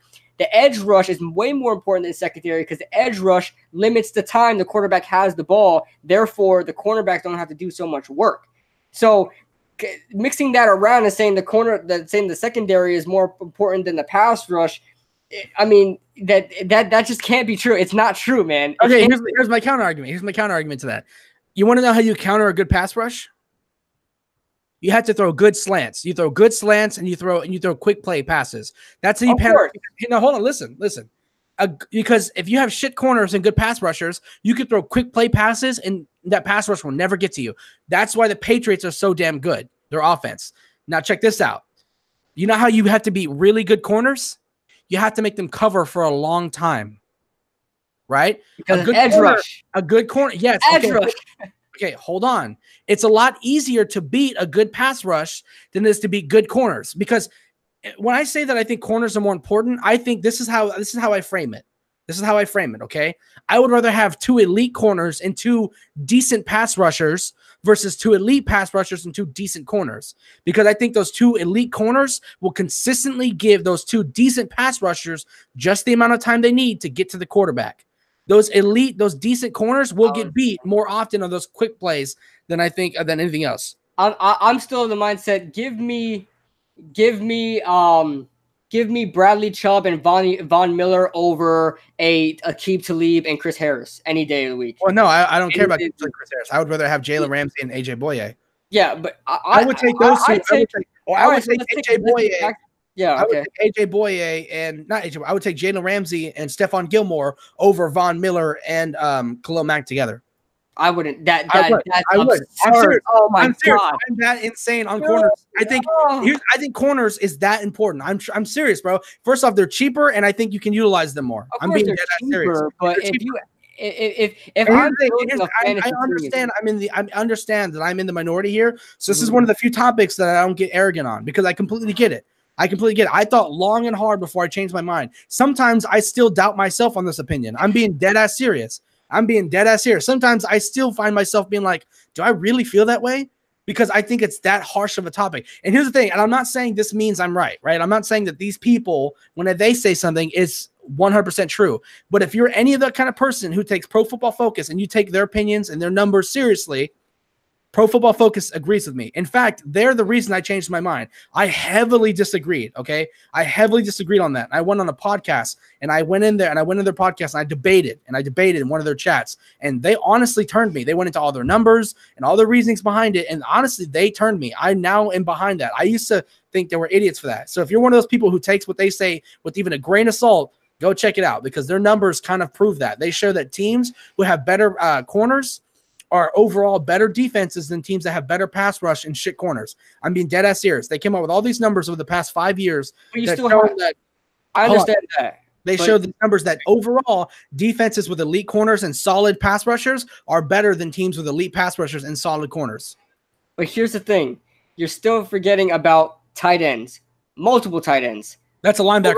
Running backs. That's a linebacker. Yes, but the edge rush takes care of all of that. No, it does not take care of all of that. All right, No, maybe not the running back on the dump off. Maybe not the running back on the dump off. Quarterback can step up in the pocket. A running back can run up the middle of the field. That doesn't take care of that. It makes it a little harder. It doesn't take care of a passing situation, and you have guys. Think about a good edge rusher turning into Eli Manning. The reason the way he is right now is because of edge rush. Think about having a good edge rush that you make every quarterback you face feel that way. That they're just completely paranoid about what's going on, that they don't even want to throw to their guy downfield. Odell Beckham was open how many times? Eli still didn't want to throw their way because he was paranoid of the pass rush. I agree with you. I completely agree with you. But that's the offensive line's fault. That's not the pass. I mean, it is. But okay, but here's the thing. I agree with you on that. I think a pass rusher kind of affects more things on the field than a corner does, right? So I'll give you the fact that a pass rusher can affect the run a little more. Right. But then again, they don't really stop the run. They just stop the pass. But also they can affect the quarterback. So they don't only affect how much time the quarterback has, they affect his comfortability in the pocket. Right. So I will give you the point that pass rushers do affect more of the field than corners do. But I still think corners' job specifically in a passing league is more important. And it's more valuable because it's also more rare. That's why I think it's more rare to find a solid corner who day in and day out can shut out cornerbacks. I agree. It's hard to find a shutdown corner. Like we still don't really have. Hold on, let me say one more thing. Let me say one more thing. I'll let you go again. There's a reason why decent wide receivers are doing good in this league. Think about it. Guys who are decent. Give me the most decent wide receiver you can think of. Like when you think average, what do you mean by decent? Like average, he's like average as average gets. Like he's not awesome. He's not bad. He's as average gets. Oh, Lee. I'm trying to think of somebody. I'm trying to think of somebody average that just shows up. Oh, I don't know. Mohamed Sanu. Yeah, I like that. There's a reason why Mohamed Sanu can be successful against corners sometimes, right? It's because there's not a lot of good corners. But when Mohamed Sanu plays against a top corner, he gets shut out every play. Right. So that's the thing. Cooper Kupp's good. I don't think he's average. I actually really, really like Cooper Kupp. He probably is average. I just like him and don't want to admit it. Let's be honest. I love Cooper Kupp. I loved him coming out of college. He's decent. I think he's decent. Not average. I think he'll get a lot better though. I think Cooper Kupp will get really good. I love Cooper Kupp. I think when it's all said and done on that roster, he'll be one of the last receivers standing on that roster in terms of who they keep over long periods of time. But that's what I think. I just think because of how rare it is, I think it's more important. Like you can go out and sign a Tre'Davious White. Right? No, he's not elite. He's not elite. You're going to pay for him like he's elite. I would rather go out there and sign my cornerback who's cheaper and who's actually a better corner than Tre'Davious White as a pass rusher.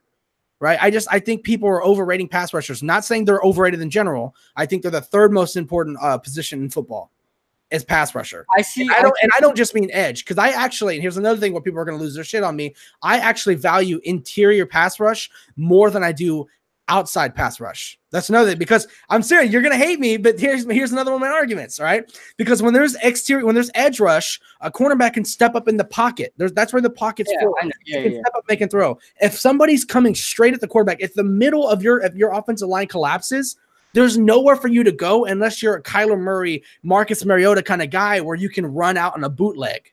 Right. So I think destroying the pocket is the most important job of any pass rusher. It's not even getting the quarterback, in my personal opinion. It's destroying the pocket. Make the quarterback's pocket not a pocket anymore. Create pressure. I think pressure is more valuable than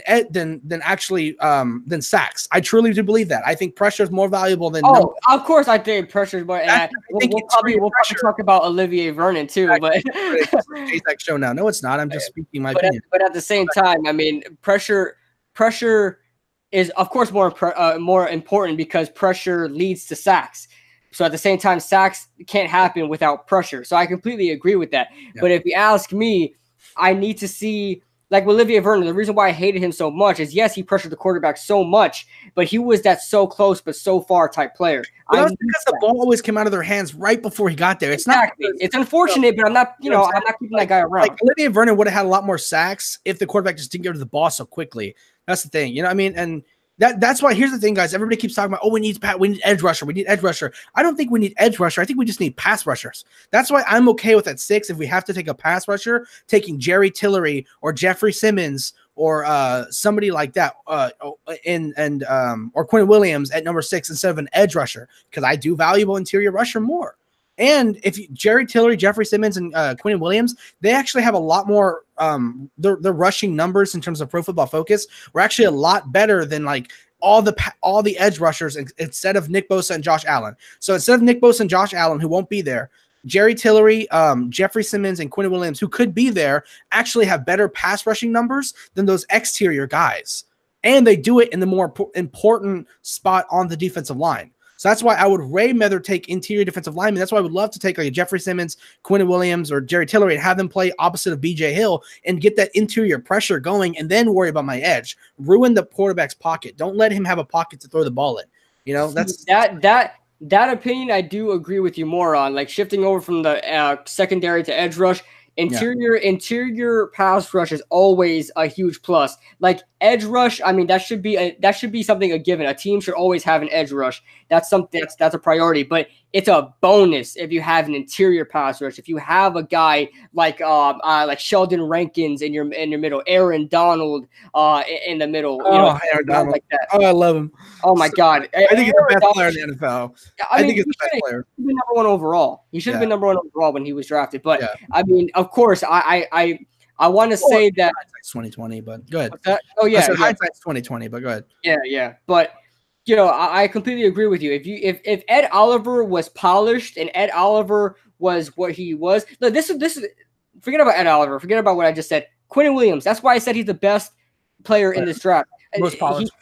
Most polished. On top of that, he's an interior threat that can also play outside, but he's an interior threat. Dude, if Quinn Williams falls to us at 6, oh my God! Like, oh my fucking if God! If Dave Gettleman gets Quinn Williams, I'm gonna be like, yo, forget about the rest of the draft. Trade away the rest of the draft. Haskins first. If you actually would take Haskins over Quinn Williams, I can't. I'm not even responding to this guy. If you take Haskins over Quinn Williams, if you guys want Haskins over Quinn Williams, I want you to buy a Jets jersey and root for the Jets. Thank you. Buy a Jets jersey, please. Buy a Cowboys jersey. Actually, get the fuck out of here. Actually, just switch sports. Get out of here. Go be a basketball fan. Switch sports, please. Jesus Christ, man. But yeah, Jeffrey Simmons at 37. Oh my God. Could you imagine Quinn Williams at 6, Jeffrey Simmons at 37? Oh, that would be like, I'm sorry, BJ Hill, but you're gonna have to be Dalvin Tomlinson's backup nose tackle now. Like, you're just gonna have to do it. You know? Whatchamacallit? So wait, what'd you say? You said Quinn Williams at 6, Jeffrey Simmons at 37. But where are you gonna put them at? Ends. They're gonna play DNs. They're gonna play 3-4 DNs, and BJ Hill would have to be my rotational pass rusher. He'd have to be more. But think about it. BJ Hill's good. Yeah, that would actually be a pretty good setup. If BJ Hill's your rotational player, you must have a pretty sick defensive lineman. So Quinn Williams and Jeffrey Simmons and Dalvin Tomlinson, our first 3 guys. That would actually be pretty sick. I like that as a luxury selection, but I just feel like there's so much holes. I want to get somebody else. Like, I want to get a corner. You know what I mean? No, that's why I said corner at 17. Quinn Williams at 6. Byron Murphy. Jesus. 17, 37. Jeffrey Simmons. You must have been in the 3rd round, or you trade back over the 2nd round to get Andre Diller or Chuma Edoga. Dude, never mind. I'd have my new draft scenario now for my video tomorrow. That's my realistic best case scenario pick right there. That's it, right? It's that.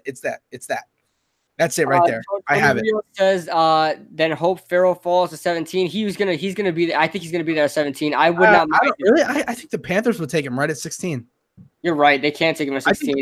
If Brian Burns is there, do you think they go Brian Burns instead? I think they take Farrell over Brian Burns. I think Farrell fits their scheme a little better than Brian Burns does. Brian Burns is a 3-4 outside linebacker.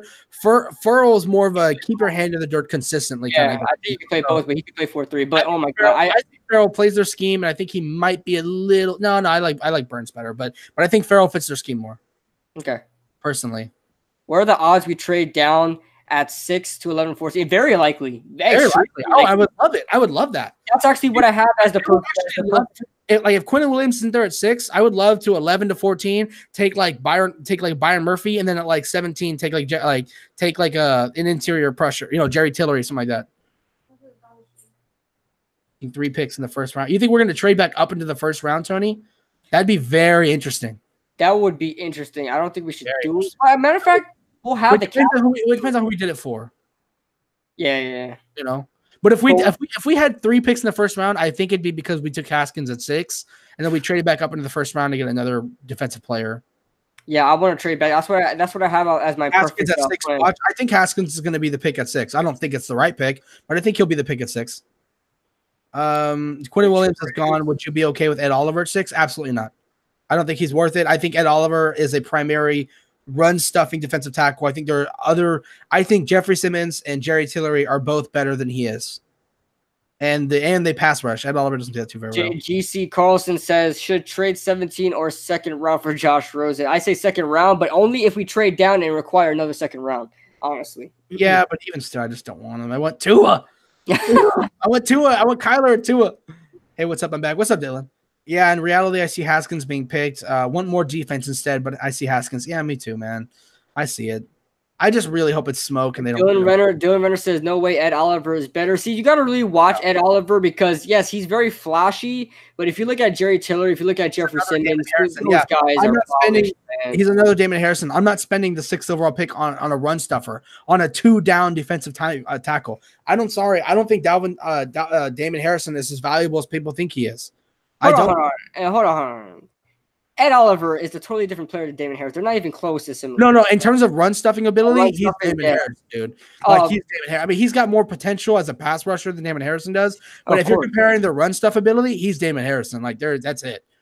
Dream draft 6, Bosa 17, Devin White 30s. That really is a dream draft, isn't it? Bosa at 6 and Devin White at 17.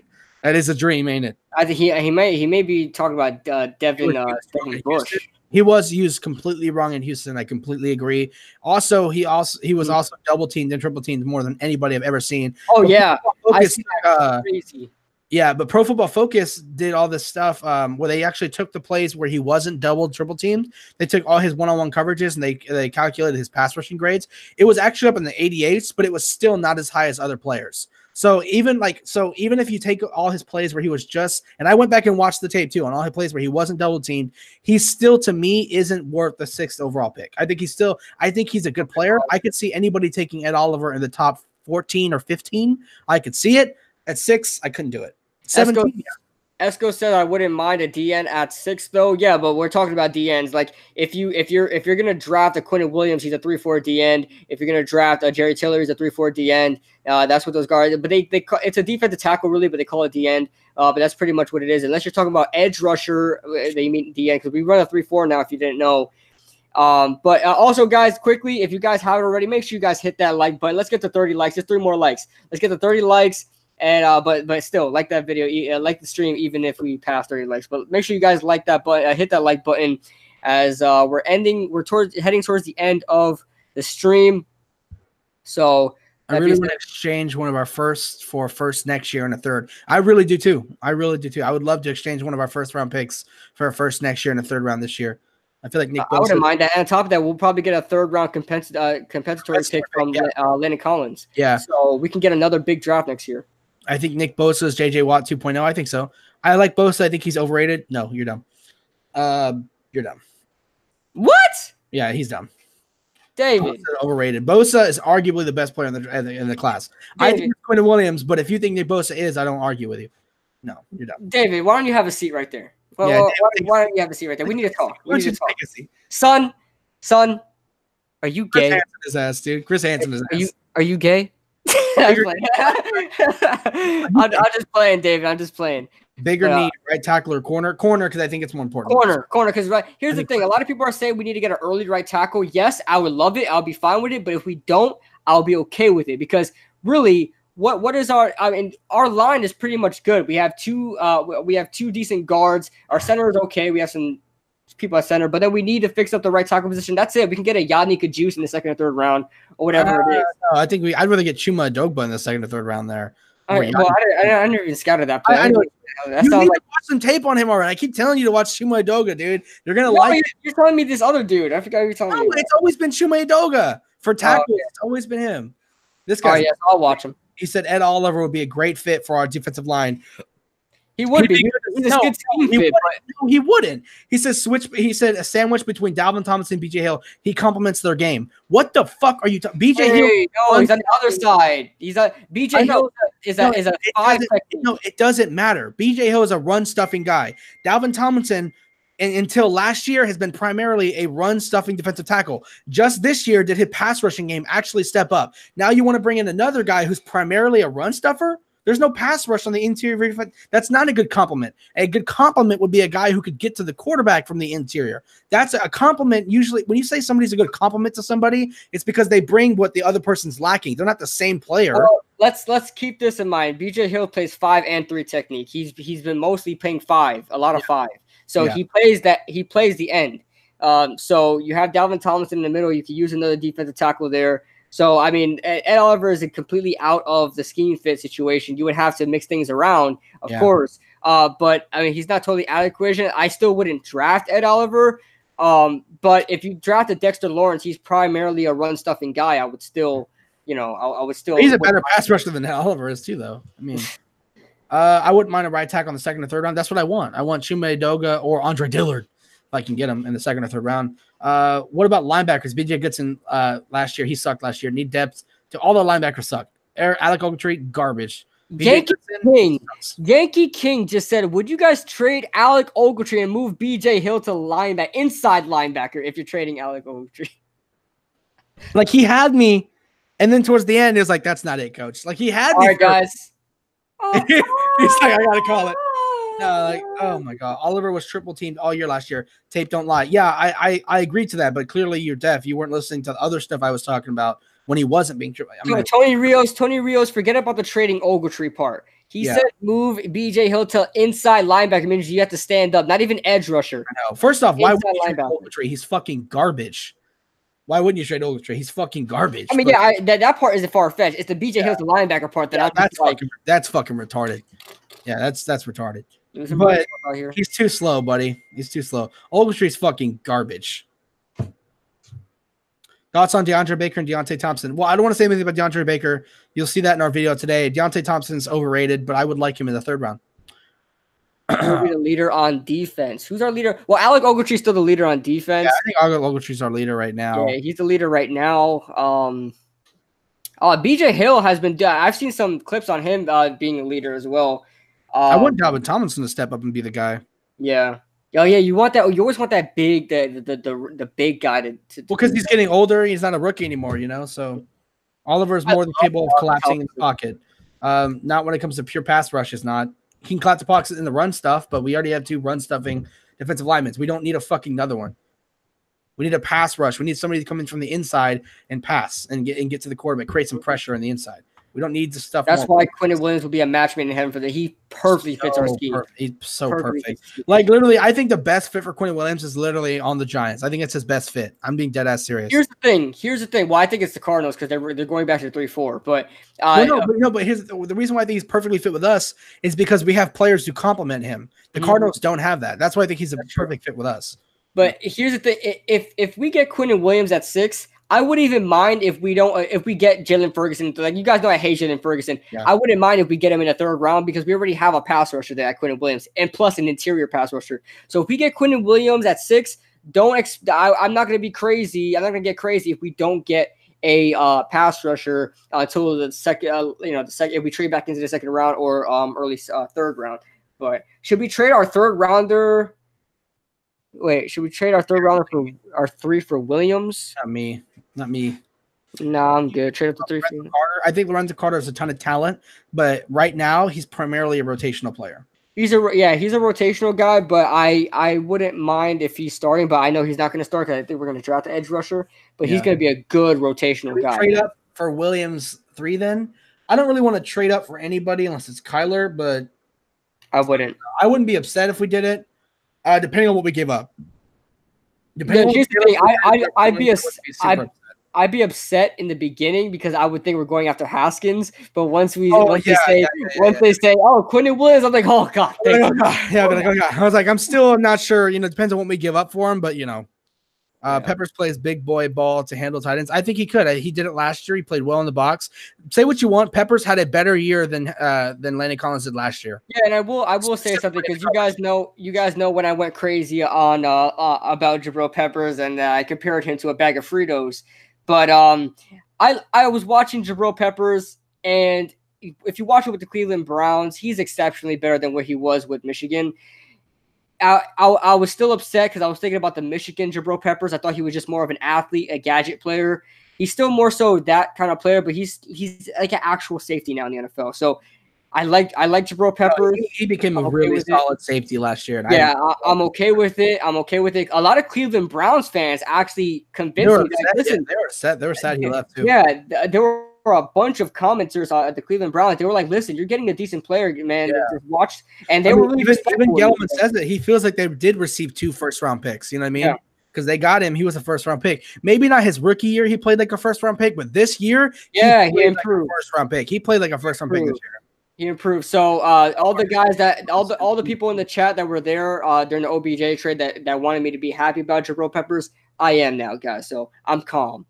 If Quinn Williams and Josh Allen were both available at 6, never going to happen. Who would you take? Quinn Williams, easy. Quinn Williams. That's not Josh even. Allen's number 3. Quinn Williams is not a question. Yeah, it's not a question. It's Quinn Williams. He plays a more important position, and he's better. Like, not only is he playing more important role, he's better. And he stops the run and is a pass rusher. Josh Allen is primarily a. And again, Josh Allen does help in the passing game.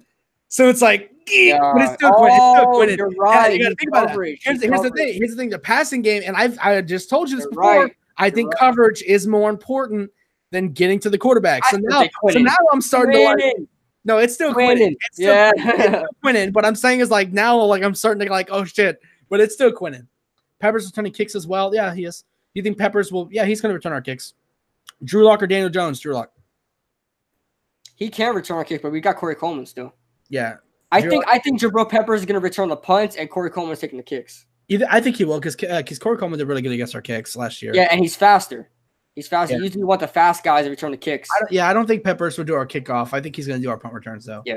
Yeah, it's easily Drew Lock for me there, Dylan. What y'all think about Sam Beal? I think Sam Beal has a high talent. I think he's a late second to third round pick this year.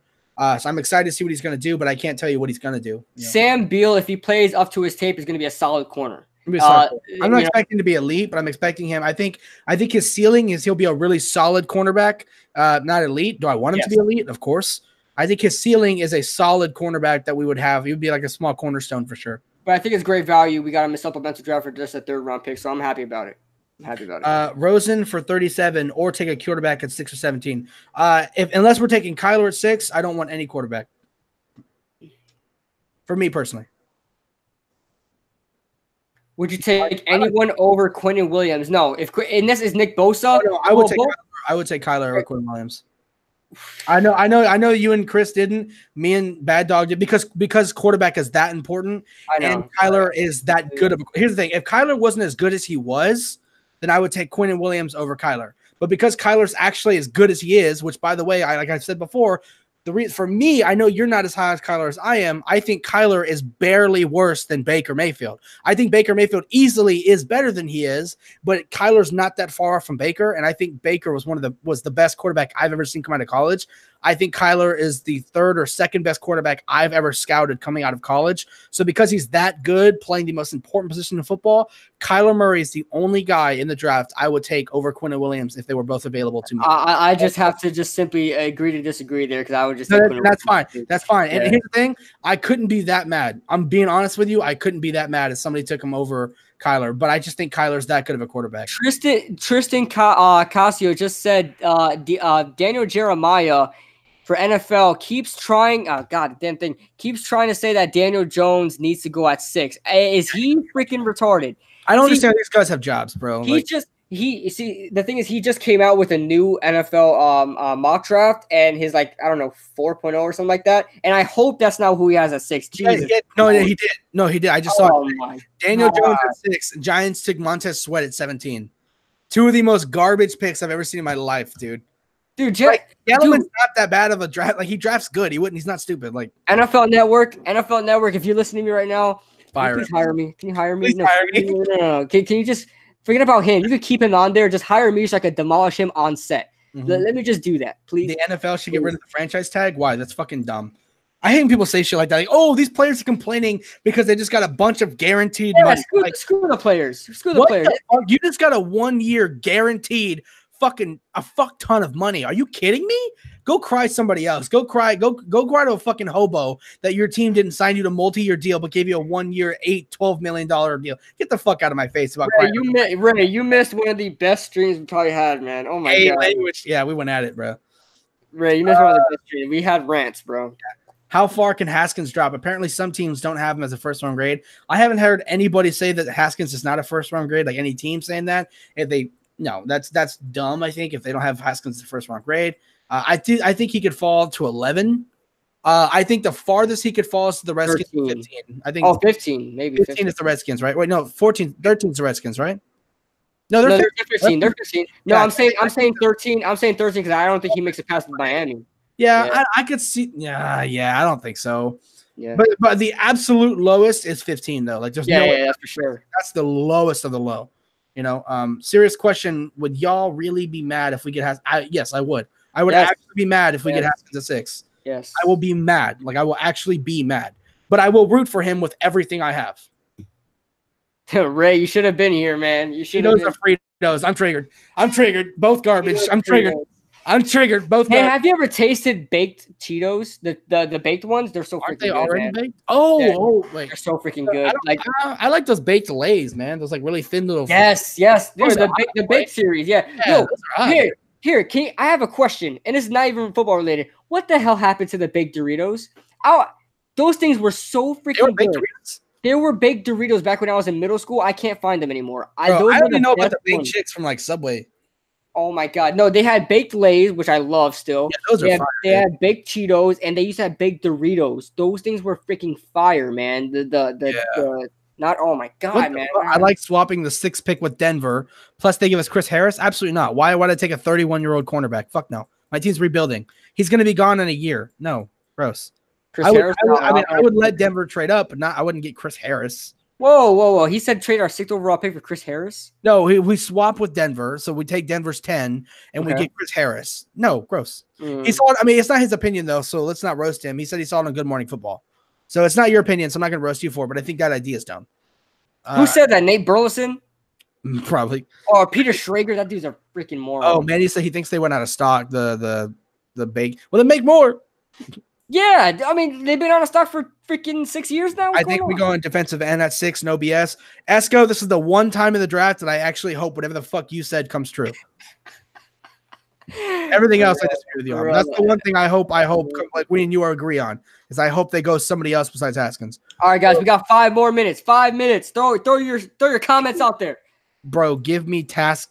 Oh, Takis over both. Nah, I can't do Takis. Oh my god, I love Takis. So bad for you.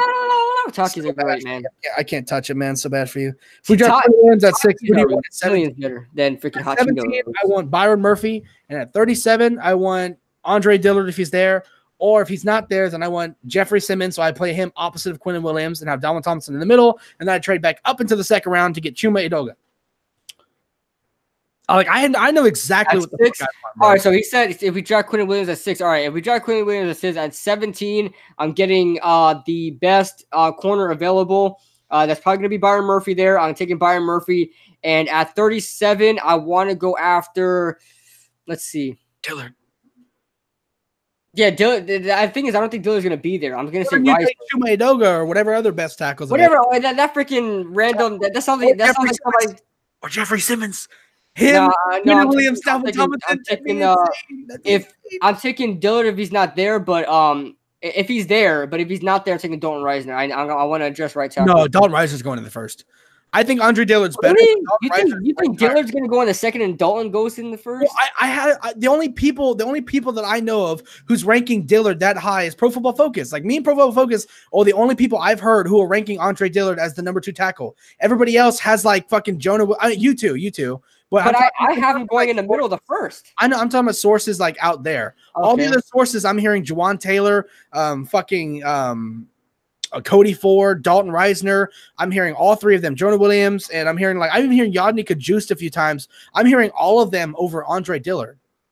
I've heard that makes no sense. Andre Dillard has some great tape, man. No, I know that. What I'm saying is, if you go and look at everybody else's mock drafts and all that stuff, you always see those guys going ahead of Andre Dillard. Oh, I wouldn't. I just wanted to tackle. If we get Cody Ford, if we get Dalton Reisner, if we get Andre Dillard, I'll be okay with it. I want to tackle there. Yeah, I mean, I personally I'd take Jeffrey Simmons. Jeffrey Simmons. Yeah, that's true. I would trade back up to get a tackle, or I would take better get Baker. Awesome. Jeffrey just wants one of the corners. Just give me one of them. Baker. Jeffrey Abbey says, "You get Baker, Greedy, Murphy, or Mullins in the first round. That's for sure." Eli will have a good year next year. I'm hoping. I think Eli will have a better year last year than he did this year. NFL Network has him as the number one pass blocker. Players, yeah. Andre Dillard is the number one pass blocker in the draft. That's for sure. Oh yeah. Cody Ford or Dalton Reisner. Dalton Reisner. Kyle Shermer at 6. If we don't, I'm quitting. Cody Ford is a stud. For the throne I'm in. Yeah, Gary's overrated, but a huge ceiling. Huge ceiling, second round player. Worst possible first round draft for Giants. Montez Sweat. Yeah, 6. Montez Sweat or Sean Gary. Probably Montez Sweat. That'd be the worst possible 6 overall pick for me. I'd say so. Can you live stream on draft day? We're going to. Yes, sir. We're going live. I don't know how. Here's the thing. I want to talk about the draft real quick. We are gonna go live, guys. Guys, make sure you guys tune in because I know Bad Dog and Chris are gonna go live, and that's some competition there. Not that it's friendly competition, but I mean we're at the same time we want the most viewers, right? We're not gonna be giving each other. I'd love it if all 4 of us just did a stream, but I think they want to do their thing. So yeah, they want to do their own thing. So if you guys join in, that's cool. I hope a lot of people join in, but I'm not expecting a big stream. Yeah, not expecting a big stream, but hopefully you guys join in. But I'm sure you guys are gonna pick. I still want to look. If you guys want to see all 4 of us together, me, Kid Blue, Bad Dog, and Chris, go tell them. Be like, hey guys, like, don't tell them it's our idea. Just be like, yo, we would all love to see all 4 of you guys have a huge stream together. That would be the shit. Like, that would be cool as fuck. So y'all should totally tell them that. If not, then me and Kid Blue would do our own thing. But whatever, man. But yeah, want to do it with me? I'm having Skins fan with me. Oh no, I'd throw up. I throw up, yeah. Throw up. Giants better not draft Daniel Jones in round 1. We've been not draft Daniel Jones in general. Tristan says, nah, Daniel Jones would be the worst at 6 instead of Montez Sweat. What do you think? Actually, yeah, that's a worse pick. Because at least Montez Sweat has a ceiling. Has a high ceiling. Yeah. Jones, I got one. I have Montez Sweat as a second-round player. I have Daniel Jones as a third-round player, so that actually would be better. I hope y'all go live because I'm going to cut you motherfuckers out, LOL. Yay, cool. All right, guys. So I'm gonna wrap this up now. This stream went on a long time, but this was a great stream. Great stream. Great topics you talked about. Great debates and everything like that. Make sure you guys hit that like button before we go.